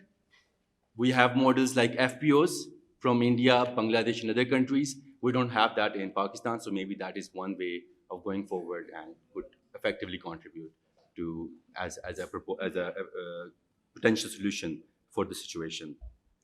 So then again, we talk about we talk about the role of RTs and how has it been exploiting smallholder farmers in particular, right? So I'm just going to talk about some of the experiences, some of the insights that were collected from the field, right? So in a country like in most of our rural setting, हमारे देहातों में we don't have the infrastructure, okay, which is lacking. So I think in that situation, working with the RTs becomes very important. So for instance, we talk about farmers' access to finance. So farmers' access to finance, then again, is linked, can potentially linked with the RTs. So access to finance, I don't think, like rightly said, Asisa before mentioned, farmers do not want subsidies, right? There are subsidies being offered through Kisan cards or through other potential lendings by some of the microfinance institutions. But farmers do not necessarily want that. What do they want? They would potentially, so to increase the uptake of insurance products, to improve the access to access to finance, perhaps you have to do more than subsidies, right? You have to build a trust within the community. Some outside organization going into the community would never be able to make the trust. So it always has to be perhaps the RTs within the community who can help them. So it's all about translating the benefit from the upscale value chain to the lower scale smallholder farmers. So that's what the aim is about potentially. I think another problem is, which we feel from the field, coming from the field, the farmers, potentially particularly the smallholder farmers, they do not have the incentive to work on soil restoration. So the incentive is missing there, right? So then again, tenure insecurity, like in Punjab, almost like, well, in Sindh, the tenure insecurity is more prominent, right? Well, it is the case in Punjab as well, but it is more prominent and structural over there in terms of tenancy and sharecropping and informal agreement system the farmers have over there. So I think the private sector, how can it support the farmers? How BCI is leading the way and trying to make an impact through working with top brands and retailers, since it's a model which works based on that. Social corporate responsibility, CSR funding, make it obligatory, mandatory for the companies who are working on the benefits of the farmers. So we talked about profitability. Yes, it's going down for the smallholder. We talked about the business case. Yes, the business case is there. Why is there? Because I talk about cotton, and in the cotton, you'll see the large farmers. They have a strong business case. The large farmers, the large cotton farmers. While the small cotton farmers, they do not have the same business case because there are too many limitations. Then again, in the current setting, I think we're all here to discuss about the implications of climate that are being inflicted on agriculture. Well, they're too harsh. They're simply too harsh. So the data that we collect from the field, it clearly reported declining yields in 24-25, as also highlighted during the initial presentation. And well, yes, the heat waves were less in 25-26 as per the reported data by BCI. But then again, we talked about climate varieties. Well, I think farmers are struggling with that. There isn't any research in Pakistan on climate resilient, climate smart, climate resilient varieties. But yeah, of course, with the available resource, like Abid Burki Sab said, with the available resources and studies and evaluations, we can definitely come up with a solution, and there's a dire need for that. Yes, I think that would be from my side. Thank you. My name is Imran Sheikh, and I recently completed my PhD in low carbon agriculture. And currently I am working with FAO as a food safety consultant. I directly work for Pakistan Basmati Heritage Foundation, which is a non-profit organization. And it is a think tank of Rice Exporter Association. So consider me from farmer side and industry side. And we are also working with Asian Development Bank for the loan projects that are initiated in Agriculture Department. I'm also the provincial coordinator for Agriculture Department for rice. So a lot of things are being discussed. And my first sentence is that in Pakistan, no farmer wants his son to be a farmer. So that is the scope of our sector where we are talking. Second one, where, when government play a role of implementer rather than regulator. The story is same. Dr. Ijaz Nabi's thanks and Dr. Fazilda Nabil thanks. On 22nd January 2019, you have organized a very good program in Awari, Lahore. And believe me, almost the same things we are discussing right now. Why? Because our solution not fix the problems which are at the grassroots level. There is a disconnect between agronomy, technology, business, and academia. So I just respond to Dr. Burki that if a farmer knows that a wheat variety have 100 months yield and it is lying on the K2, believe me, in 36 hours he will bring it to Multan. So that is the adoption rate if your product has some tangible value. Otherwise, what is happening? That Dr. Kausar Abdullah Malik, when chairman PRC, we have conservation agriculture. Then we have sustainable agriculture. Then we have agroecology. Then we have regen agriculture. Then we have positive agriculture. So these are the names that actually confuse the farmer.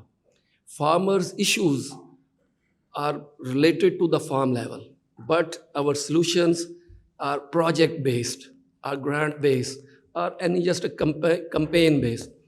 Why I could dare to say this? Because we are running from 2016 to this in rice sector. We called it cluster farming, and we do it for the Ben's original, the Mars Foods, basmati rice, sourcing from Pakistan. We started 2016 cluster-based farming, where we actually incentivize our basmati farmers. So we completed almost a decade, and then we take it at the Pakistan level. And if we just share, like you have India, believe me that a farmer in India can't sell its produce directly to any private company. It's not allowed. So we have a lot of positive points from India, but believe me, if my farmer couldn't sell the rice to the rice factory, he must go to the Adati, and then Adati will call after getting NOC from the government that it is basmati, non-basmati, it is not for the food security. So then factory came to them. Why I'm saying this? In that project, what we have done, from the seed to the mechanization, we bring Kabuta in Pakistan through our rice exporter partner. Then we bring XAG drones for traceability, because the only thing that Asad Imran Sahab mentioned as a buyback assurance is the real power. Because if I want to export something, my farmer must know that what is the requirement. You are saying food security on climate change. I am saying food quality on climate change. Because in my country, there is no subject of public health. We actually want export for others for safe health, but not for us.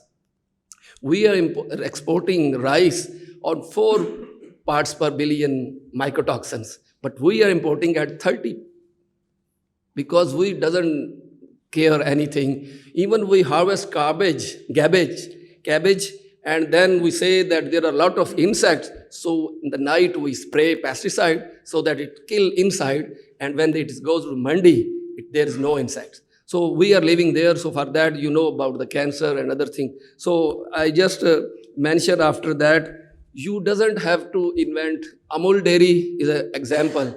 And where I want to actually just a food for thoughts, things, because I can't cover, I should have not so much time, that Aarti is a demon or Aarti is the angel. So believe me, you go to the villages, somewhere you will see Aarti is also the angel. So we are in the country where we have not decided either it is a devil, either it is angel. Because if you ask the banks how many years you will need to eliminate the Aartis, they say 500 years or 1,000 years, or might be more than that. Why? Because banks know farmers will not get so much money from its produce, he will not repay back. So I will prefer to pay penalties to the state bank because I have not delivered agriculture, or I will park that agriculture loans in industry, agro industry like rice, others. So I will try my best. So my 9 years in the HBL as agriculture manager, so I know right at the grassroots level. Now we had the first pilot with HBL in 2019. And after 2 years, we think that we can go in future. Why? Because they have not the background which is essential. So when you offer a farmer, like flour mills, if flour mills have a cluster, then it can be drive betterly. Why you are only importing, believe me, one mango in Bangkok airport, $7. And you know $1 how much mangoes you can? So why there is no value addition? Because we have not connected with our farmers. So if we need to develop more, so it's better that we should go farmer with buyback and redefine private sector. The definition of private sector is that these are the people who are making profit only. They damn care any other things. They are only the commercial people. Believe me, anything which is commercial is sustainable. Because if it is not commercial, not profitable, it is not sustainable. So, in my opinion, the overall, I just want to invite Dr. Ijaz Nabi, and I think that one study by Dr. Zahoor is also on our project, Digital Rice Value Chain with Karanda. So just I want, because to scale, how much PepsiCo can scale, how much other MNCs can scale, they have limited capacity. But if you go to the rice sector, there are a lot of rice mills that can do it. And when one more thing, that rice grown in Punjab can't be exported anywhere because of the climate. There too much humidity, smog, too much pesticides. It can't be exported because of food safety concerns. So when our international market make it that Punjab Basmati, not Sindh Basmati, because what we are doing for the safety concerns, we are taking rice from Sindh to Punjab and then go back to Karachi. So that is the concerns that I want to share with you. My second sentence on that, so varieties. Believe me, after 1 or 2 years, you have no varieties of rice, like we have no variety in cotton at the moment. Believe me that we have about 3 million acres only last year. And we can't even decide at the government level, should we go for early cotton or mid cotton or late cotton? Because when we prefer early cotton, the pest also become earlier. So at this year, we don't know, 7 lakhs in early, and what about next? So projects are coming more in cotton, but cotton is declining with this. And second one, we save ourselves from the tariff, because what is the deficit between US and Pakistan? We manage it through soybean and other things. Why? Because we actually, the subsidy is given to the imported cotton, and now it is very much clear we can do Bangladesh model. If Bangladesh is not growing a single plant of cotton, why he is a tiger in textile and why we can't do this? So these are the policy paradigms that are actually at the moment. So we should decide. And second one, farmer should adopt ecological zoning. He should not adopt economic zoning, because if rice makes money, rice should not grow in Rahim Yar Khan.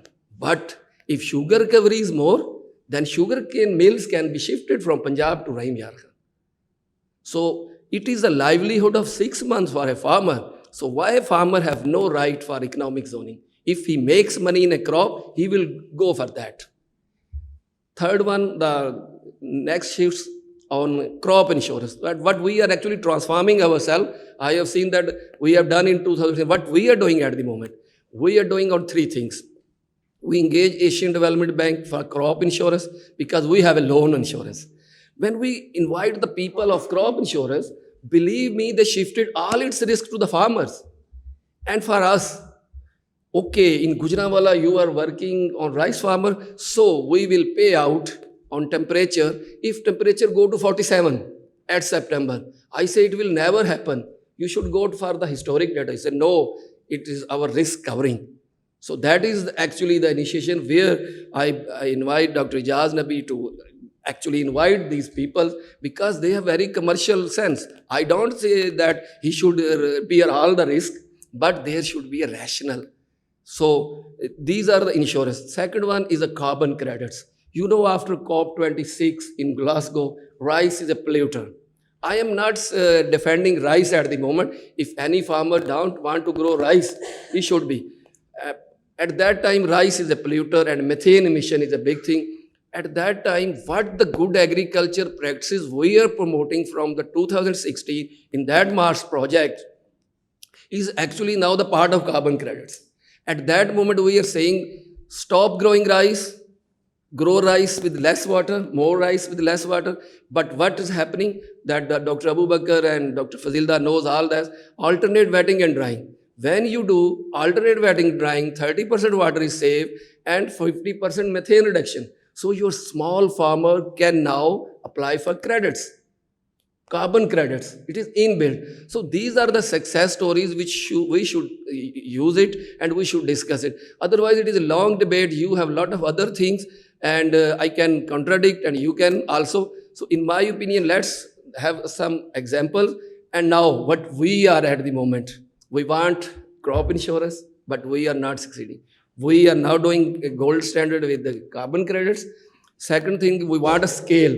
For scale, how we can achieve the scale? We need the government, we need this august institutions like you, because in my opinion, if you want to transform agriculture, LUMS is the key, because people when came here, they listen to you seriously. Otherwise, you just visit agriculture house and where we are sitting there. So most of the things are just discussed, but not implemented.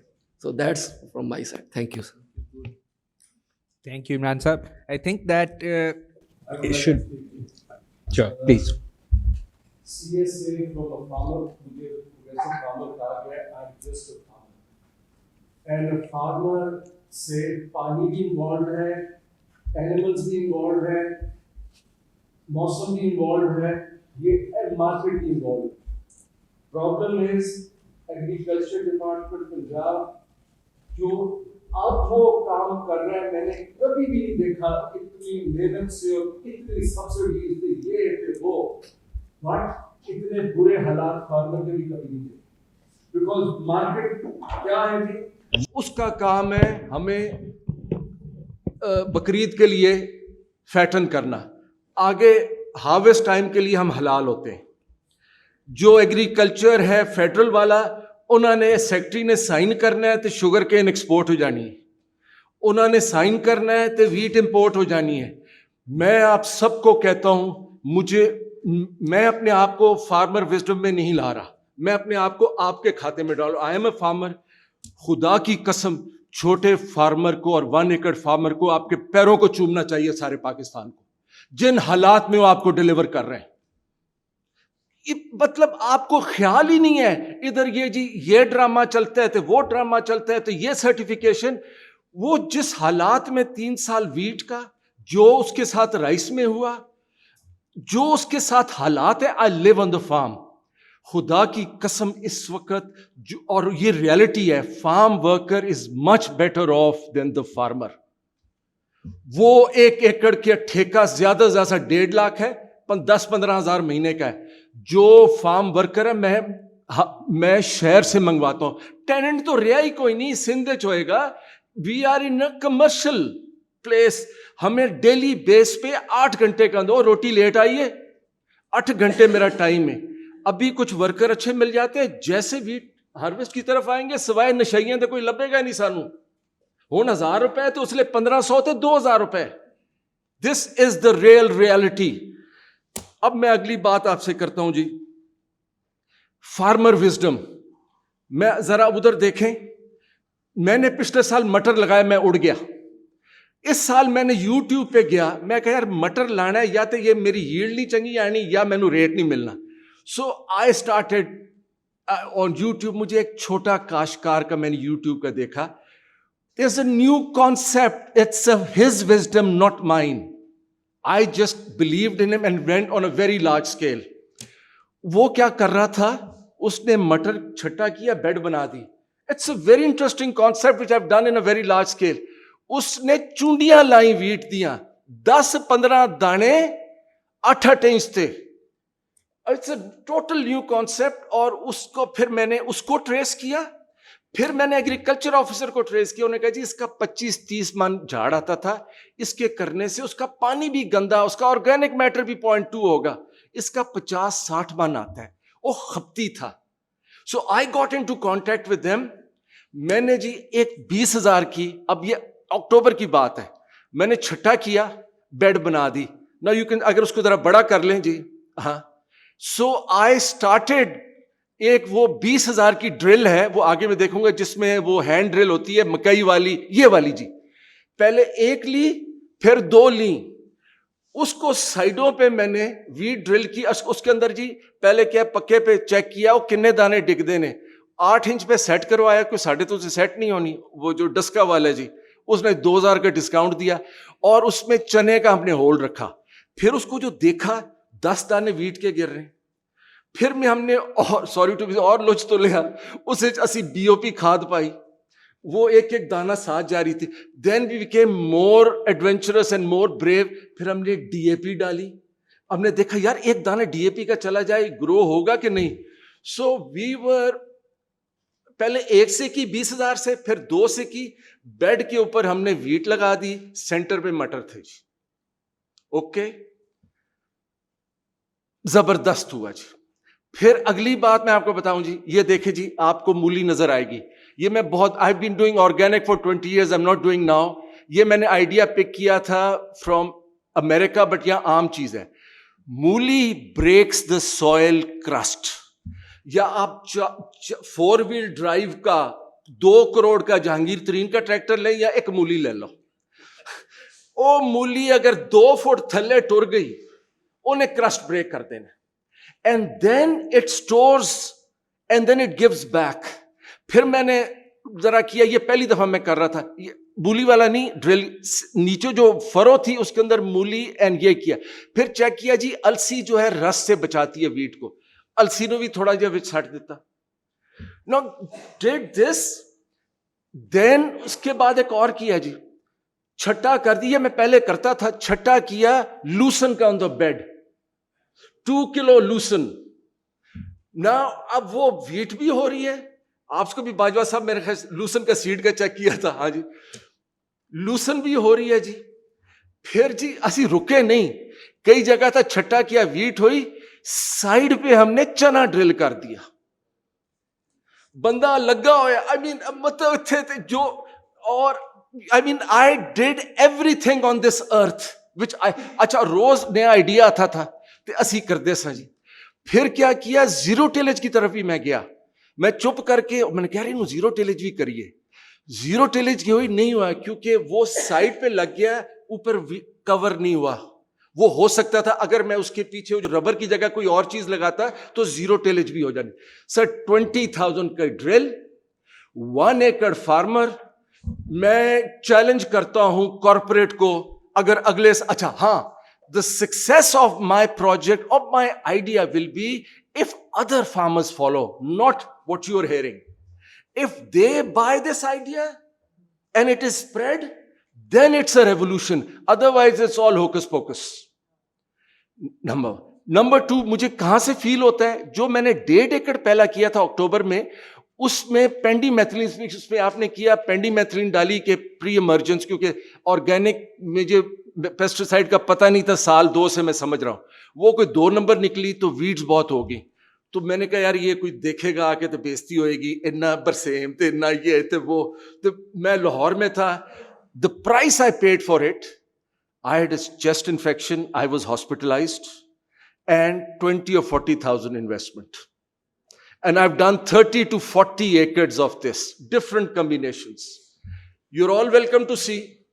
مجھے اس سے success نظر آتی ہے جو میرا ہمسایہ چھوٹا, جب میں آیا نا, جب ٹھیک ہو کے واپس, جی تسی یہ کی بیڑا غرق کیتا, میں کی تسی کیوں وہاں چھڈیا 1.5 ایکڑ, اور مٹر ختم ہو گئے سن, ویڈ سائڈ سڑتے, ساڈے ویڈ ختم ہو جانے سن, کنک. میں so that they are watching. What yield did you get? No sir, ابھی yield آنی ہے. The jury is out. The jury is out. اور اب جو میں سوچ رہا ہوں کہ اس وقت میں کوئی پلسز وغیرہ ڈرل کروں یا چھٹا کروں یا اس کو کچھ کور کروں بیڈ کے اوپر. That is, and the idea came from a small farmer, 2-3 acre farmer, اور میں یہاں تک پہنچا ہوں. اب اس میں میں نے جو پروجیکٹ کا دیکھا, ایک پروجیکٹ بنا تھا, I don't want to name it, جتنا تو I've been on pub and all that, جتنا سر 2 نمبری پروجیکٹس دے گی اور لوٹے, جو 1000 میں کرنا ہے وہ کروڑوں میں ہے, اور اس میں everyone is involved. I see my university, there's a drastic change. I see the department, drastic change, but they do not have marketing. آلوؤں کا ایگزامپل لے لیں, میں نے کہا اچھا اس میں فوجی, اچھا ہاں, مجھے جو گلا سب سے بڑا ہے آپ لوگوں سے کارپوریٹ, اور ان کو میں بوٹ سے جگہ کیپس کہوں گا, جب میں مر رہا تھا مارکیٹ میں, کارپوریٹ چولستان, اور سر چولستان پہ سارا فوکس تھا. اور مصدق ملک کو میں کہنا چاہتا ہوں, جو سرٹیفکیٹ پنجاب سے لیا تھا پانی کا وہ 2 نمبر تھا. We do not have access canal water. اگر وہ سرٹیفکیٹ نہ لیتے یہ پروجیکٹ چل جانا تھا. چولستان میں پانی جانا چاہیے. یہ جو ہمارا پنجاب میں کوئی آدمی نہیں ہے جس پہ I've done written on water. I don't want to bring that up. I'll share that with you. چشمہ Jhelum canal, which is part of Indus Water Treaty, آپ کو سندھ استعمال نہیں کرنے دیتا, اس کو کہتا ہے یہ فلڈ کنال ہے, ووٹوں سے کنال چلتی ہے. That's all on water I will say. I've traveled, I've seen, I've written. Sir, I feel this is not a problem 1 acre. It is your person who will bring a change. And ایک اور میں آپ سے بات کرتا ہوں, اور بند کرو higher education commission, skill education, ٹیفٹا نو پھیلا دیو. میں آپ کو بتاؤں, the migrant in India and Pakistan have done better than the son of the soil. Why? The whole family was working. اگر کل 1 ایکڑ فارمر نے کامیاب ہونا ہے تو whole family has to work. بیٹی علیحدہ کام کرے, وہ آن لائن کرے, بیٹا آف لائن کرے, اسکل کرے. اور میں نے 2000 میں سر I wrote this paper, post harvest, جو میں سب کو کہتا ہوں شیئر ہو. اس میں نے کہا 1 ایکڑ ہے 30 اور 50 لاکھ کا, اس کو اب گروی رکھ لیں, اس کو پوسٹ ہارویسٹ لون دے 1 لاکھ 2 لاکھ کا, اس کے بیٹے کو اسکل دیں, یا باہر بھیجیں یا یہاں کسی اسکل پہ لگائیں بیٹی کو. اور سر ییلڈ نال 1 ایکڑ فارمر نو کچھ نہیں مل رہا, اور کنا کو بڑھا دیو گی ییلڈ وڈے فارمرز دیے, اسکل دیو انہوں, اور سارے کام کا خدا کی قسم there will be a revolution. ورنہ I'll tell you the other side. میرے فارم کے ساتھ I get work out of small farmers. ایک پہلے راتی میری ٹالی چوری کی تھی, ہن دلیری ہن صبح دے ٹائم ڈاکا پیا. میں کہا ہاں ہن تے میں تیرے تو لواں گا پیسے. Things are getting bad.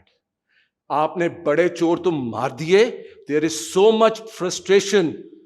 Basant اچھا ہے, I am not against Basant, لیکن بسنت بی بی نو میں کہنا ہے ہن ذرا فارمر بی بی بن, ਅਗਰ ਤੂੰ ਉੱਤੇ ਲੈ ਗਈ ਨਾ ਨਜ਼ਰਾਂ मोबाइल तू हुण तू जिमीदार दे पैरां ते नजरां ले आ सारियां नू टेक। और उसमें मैंने एक लिखा था आर्टिकल स्मॉग मतलब farmer smog.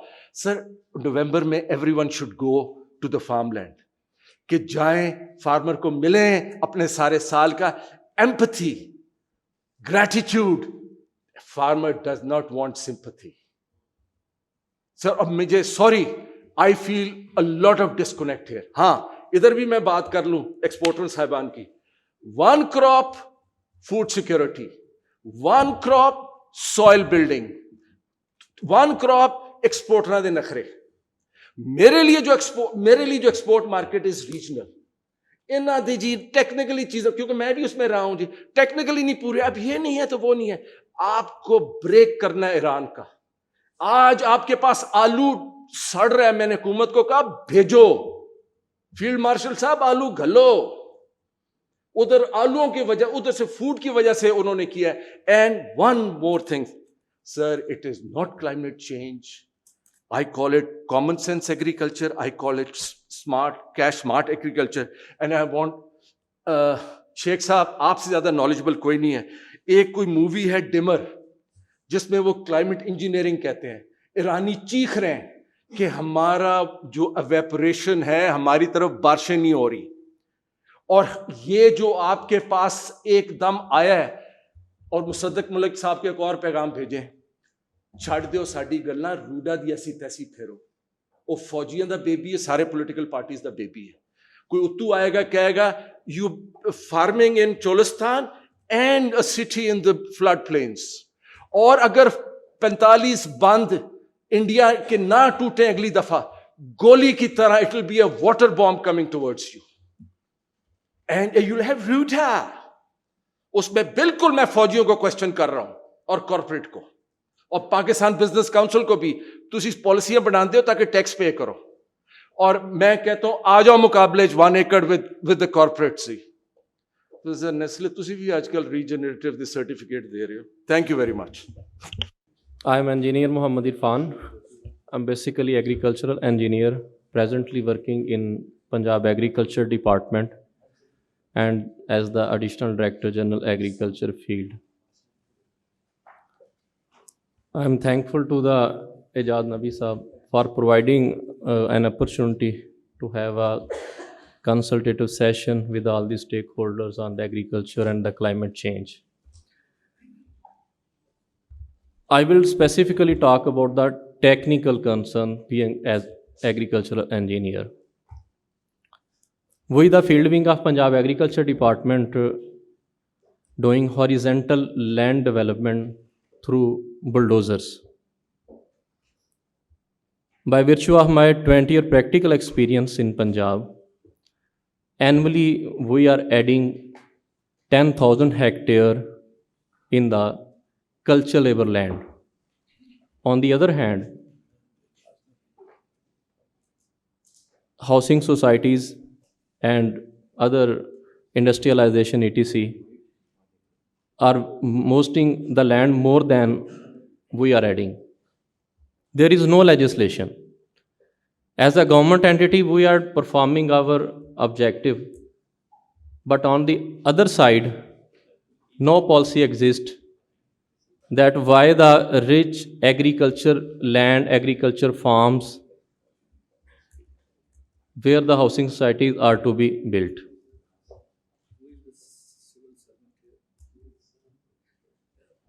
My second concern is the farm mechanization. We are striving our best to promote farm mechanization to the farmers. Recently, we have convinced the government and have launched a mega project regarding promotion of the high-tech agricultural machinery, wherein we are providing 30 million interest-free loan. In this project, imported brand new combine harvesters, balers, orchard pruners, and other high-tech machineries involved. But I just put my experience in front of this house that after hectic efforts, we have just convinced 400 farmers to come in the project till now. We have the target of 21 100 farmers to be addressed in this project. Bank of Punjab, our agriculture department and other stakeholders are doing their best efforts, but the farmer is not being convinced. The problem is his financial capability. 30 million interest free loan looks like یہ بہت اچھا لگتا ہے جی کہ 3 کروڑ کا آسان قرضہ ملے گا, فارمر مشین لے کے چلائے گا پھر واپس کر دے گا, but our product not being sold in the field. تو think about on the side of financial capacity of the farmer as well. Third concern is the groundwater. Nobody is thinking about the depletion of the aquifer, depletion in the aquifer storage, and significant reduction in the aquifer transmissivity. As an agriculture engineer, this is my area of concern. I have many research in the Rachna Doab. The future threat and alarm is groundwater depletion, groundwater contamination. Every farmer, every individual is punching the earth where he needs. Again, there is no legislation, no criteria, nobody get permission. According to the study, I have also incorporated in the study of the University of Agriculture, Faisalabad, we here in Pakistan using the groundwater of our next coming generations. اپنے حصے کا پانی ہم استعمال کر چکے ہیں, ہم اپنی آنے والی نسلوں کے حصے کا پانی استعمال کر رہے ہیں. There are scientifically proven and research is there. تو میری اس ہاؤس سے ریکویسٹ یہ ہے کہ میں اس طرح کے sessions since my university life ہم اٹینڈ کرتے آ رہے ہیں. پرابلم اسٹیٹمنٹ ہوتی ہے, اس کو بیان کیا جاتا ہے, but nothing on the solution and. So sir my request is کہ یہ جو ایریاز یہاں پوائنٹ آؤٹ کیے گئے ہیں, یہاں مارکیٹ اسٹیبلٹی کی بات ہوئی ہے, یہاں کلائمیٹ چینج کی بات ہوئی ہے, اسد عمران صاحب نے بڑے اچھے پوائنٹ ہائی لائٹ کیے, برکی صاحب نے بہت اچھے کیے. تو ڈسکشن کے بعد is there any solution? We are sitting in the government, certain limits ہیں, مجبوریاں ہیں, ہم کرنا چاہتے ہیں لیکن نہیں کر پاتے. 20 سال میرا پروفیشنل کیریئر ہے ایز اے ٹیکنوکریٹ. ہم کرنا چاہتے ہیں لیکن کنسٹرینٹس ہیں, لمٹس ہیں, بائنڈنگس ہیں, ہم نہیں کر سکتے. But the private sector, public sector, آپ لوگوں کے پاس اپرچونٹی اوپن ہے, آپ کر سکتے ہیں. تو برائے مہربانی اب کر کے دکھائیے. سوشل میڈیا کا دور ہے, ہمیں اسپیشلی گورنمنٹ ڈپارٹمنٹس کو بڑے ٹف کویسچنس کیے جاتے ہیں. میں 2 کویسچن یہاں ریپروڈیوس کرتا ہوں آپ کی پرمیشن سے. کہا جاتا ہے جی کسان کی گندم 2200 روپے کی من اور ایک لارج پیزا بھی 2200 روپے کا. سر کسان کو کیا جواب دیں؟ 40 kg آف ویٹ ایک پیزے کی پرائس کے ایکول ہے. پھر یہاں ایک اور کویشچن آتا ہے, شاید اس کو پازیٹیو لیجئے گا. کہتے ہیں جی کسان کی گندم 2200 روپے کی من اور ان کا دلیا 2200 روپے کا کلو. تو سر دس از دی فوڈ آف تھاٹ. ہمیں ان چیزوں پہ سوچنا چاہیے ایز اے گورنمنٹ اینٹی.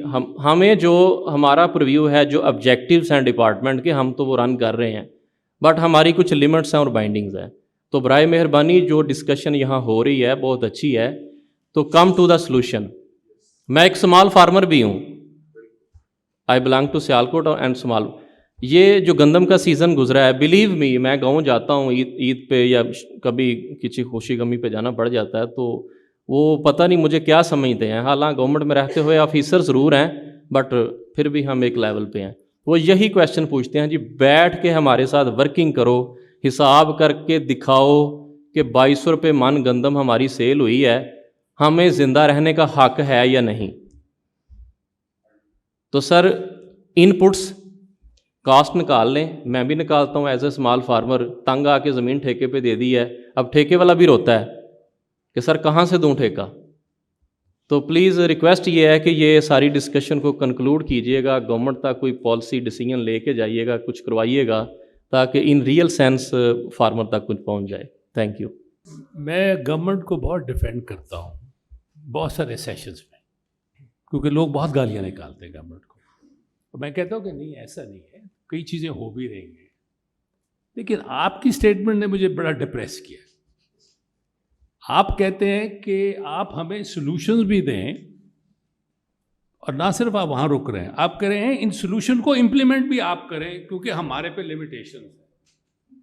تو پھر گورنمنٹ کیا کرے گی؟ گورنمنٹ اگر کچھ بھی نہیں کر سکتی تو اتنا بجٹ جو ہے تنخواہوں پہ لگ رہا ہے, اس کا کیا فائدہ ہے؟ تو اس لیے میں سمجھتا ہوں کہ ہمیں تھوڑا اس کو بیلنس سے دیکھنا چاہیے. جو ریسرچر ہے, جو اوپینین میکر ہے, وہ آپ کی مدد کر سکتا ہے, کام گورنمنٹ نہیں کر رہا ہے. یہ نہیں ہو سکتا کہ برکی صاحب نے آپ کو بتا دیا ہے کہ اتنی ویریشن ہے سیڈ ویرائٹیز میں, جو اچھی والی ہیں سیڈ ویرائٹیز ان کو لے کے آگے چلیں. اب برکی صاحب جا کے فارمر کو تو نہیں کہہ سکتے کہ تم یہ کرو, that's not his job. So I think تھوڑا سا ہمیں بیلنس دیکھنا پڑے گا کہ گورنمنٹ کا بھی کوئی رول ہے, گورنمنٹ نے بھی کوئی کام کرنا ہے, اور اگر گورنمنٹ نہیں کام کر سکتی تو پھر وہی حل ہوگا جو کل میچ میں ہوا تھا. So let me just stop. جی صرف ایک آپ نے سولوشنس کی بات کی ہے, تو جو projects, just 1 minute I will take. I know that we are exceeding, but definitely we are here for this solutions کی طرف. Very rightly صاحب نے بات کی ہے کہ yes, implementation آپ کے ہاتھ میں ہے. We can demonstrate, research, scientists, everybody, we can demonstrate. ہمارے فارمر دوست بیٹھے ہیں, انہوں نے آئیلینڈس آف سکسیس ہے نا یہ ساری, یہ ہو سکتا ہے, کرنا آپ نے ہے. آپ نے میکنائزیشن کے ایک پروجیکٹ کی بات کی. I'm in the business for, آپ میرے یونیورسٹی فیلو ہیں, 35 years is my career in agriculture right from the very beginning. جب آپ پروجیکٹ کو ڈیزائن کر رہے ہیں, آپ نے انالیسس کیا کہ کتنے کمبائن ہارویسٹرز چاہیے اور کس کو چاہیے. یہ میرے ساتھ آپ کے دوست بیٹھے ہیں, رائس میں کام کرتے ہیں. آج سے 7-8 سال پہلے we started working in rice, Kubota introduce کروانے کے لیے, جو آج اب پچھلے 1-2 سال میں آپ نے کام کیا, ہم 7-8 سال پہلے کر رہے تھے. اور اس کا ٹارگٹ پرائیویٹ سیکٹر ہے. ہم نے دیکھا کہاں رینٹل ہے, اس کو کہا کہ بھائی آدھے پیسے میں دوں گا, آدھے فارمر دے گا, تم کبوٹا چلا کے اسے دکھا دو. کبوٹا پاپولر ہونا شروع ہو گیا. آپ کہتے ہیں فارمر خریدے, میں نے سال میں ایک چیز استعمال کرنی ہے, مجھے کیا ضرورت ہے کہ میں 30 لاکھ کا ہاتھی پال کے رکھ لوں. آپ پرائیویٹ سیکٹر کو کہیے کہ یہ لون تم لو اور فارمر کو سروس دو. آپ کہتے ہیں نہیں فارمر خریدے, سروس پرووائڈر بھی شامل ہے اس میں. وداؤٹ نیمنگ, CCRI میں ایک ہاتھی کھڑا ہوا ہے جو آٹومیٹک کاٹن ہارویسٹر ہے, کروڑوں روپے کا, جان ڈیئر کا.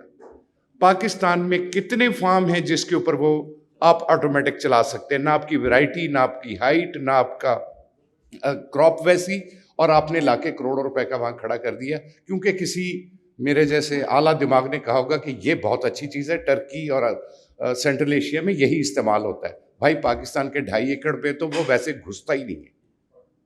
تو جب آپ کے پاس پروجیکٹس آتے ہیں, آنیسٹ اوپینین دینا آپ کا فرض ہے, اٹس فیزیبل اور ناٹ. کوئی مانے یا نہ مانے, آنیسٹ اوپینین تو دیجیے. آپ کہتے ہیں یس سر, نہیں ایسا نہیں ہے, ایسا نہیں ہے سر. یہ جب یہ پروجیکٹ ڈیزائن ہوا ہے, ہم نے اس میں سروس پرووائڈر اور جو فارمز ہیں, 3 کمپوننٹ ہیں, individual farmer, service provider and farm. میسکی اینڈ فیمٹے 2 آتھورائز ڈیلر ہے کبوٹا کا, آپ جانتے ہیں, وہ پروڈکٹ بھی ہماری اس پروجیکٹ میں شامل ہیں. بٹ یہ ایک پائلٹ ہم نے رن کیا ہے, دیکھا ہے اس میں 400 فارمر پہ آ کے پروجیکٹ لاک ہو گئے. دیکھیے آپ میرے بہت پیارے دوست جونیئر ہیں, جو 30 لاکھ کی چیز آپ دے رہے ہوں گے نا, وہ مارکیٹ میں 12 لاکھ روپے میں اس سے اچھی کوالٹی میں مل رہی ہوگی. لوگ کہتے ہیں میں لون کیوں لوں. I just want to interject. Let's try to keep this. Sir, their competition is with that one machine guy. ان کی مشین کروڑ ریٹ کی ہے نہیں, وہ پرانی مشین اسی کوالٹی میں کر رہے ہیں, اور کبوٹا اس وقت پھیل گئی ہے. اور سیکنڈ ہینڈ کبوٹا از آل اوور. اور میں بتا دوں ایگریکلچر ڈپارٹمنٹ کی فالٹ نہیں ہے, یہ ہمیں موٹا کر رہے ہیں, اور ان میں اصل میں ان پہ جو ایشوز ہیں وہ outside the department is marketing other things. Sir ایک فکرہ صرف, آپ کارن اور رائس جس میں گورنمنٹ نہیں انوالو تھی, جو عرفان صاحب کہہ رہے ہیں وہ کہہ بالکل ٹھیک رہے کہ گورنمنٹ سے ہمیں کیا چاہیے کہ آپ انوالو نہ ہوں. آپ صرف کمپیئر کر لیں ویٹ کاٹن گورنمنٹ جہاں پہ انوالو تھی, رائس کارن جہاں پہ گورنمنٹ نہیں انوالو تھی, ایک پرائیویٹ سیکٹر ہے. اور جو مشین کہہ رہے ہیں نا آپ 12 لاکھ کی, اس کے اوپر 54% گورنمنٹ ٹیکس لیتی ہے. جب آپ نے شروع میں بات کی, اب یہ دے رہے ہیں 3 کروڑ کی مشین, ایک مشین آ رہی ہے 30 لاکھ کی, اس پہ بھی 54% ٹیکس ہے. کیوں؟ کیونکہ وہ لگژری آئٹم میں کوٹ ہو رہی ہے. یا آپ اس کا دیں بل آف انٹری یا 54% دیں. وہ کیونکہ اسکریپ میں لایا ہوا ہے, اگر اس نے وہاں بل مانگ لیا تو اس نے کہنا یہ 30 کی نہیں, اب تو یہ ہوگی 1 کروڑ کی. اچھا, میں آپ کی اجازت سے, ہم نے اگلا سیشن بھی کرنا ہے, کئی چیزیں وہاں بھی دوبارہ آ جائیں گی. میرا انٹروینشن سے یہ مطلب نہیں تھا کہ ہم سب مل کے پھر آپ کے اوپر داغ دیں. ہمارا مقصد یہ تھا کہ ایک اینالسٹ کا ایک رول ہے, گورنمنٹ کا ایک رول ہے, ہم کس طرح ان دونوں کو آپس میں اکٹھا کریں تاکہ ہم سولوشنز کی طرف نکلیں. میرا یہ کہنے کا مطلب, میرا یہ مطلب نہیں تھا کہ گورنمنٹ کرتی نہیں, میں گورنمنٹ کا بہت بڑا حامی ہوں. تو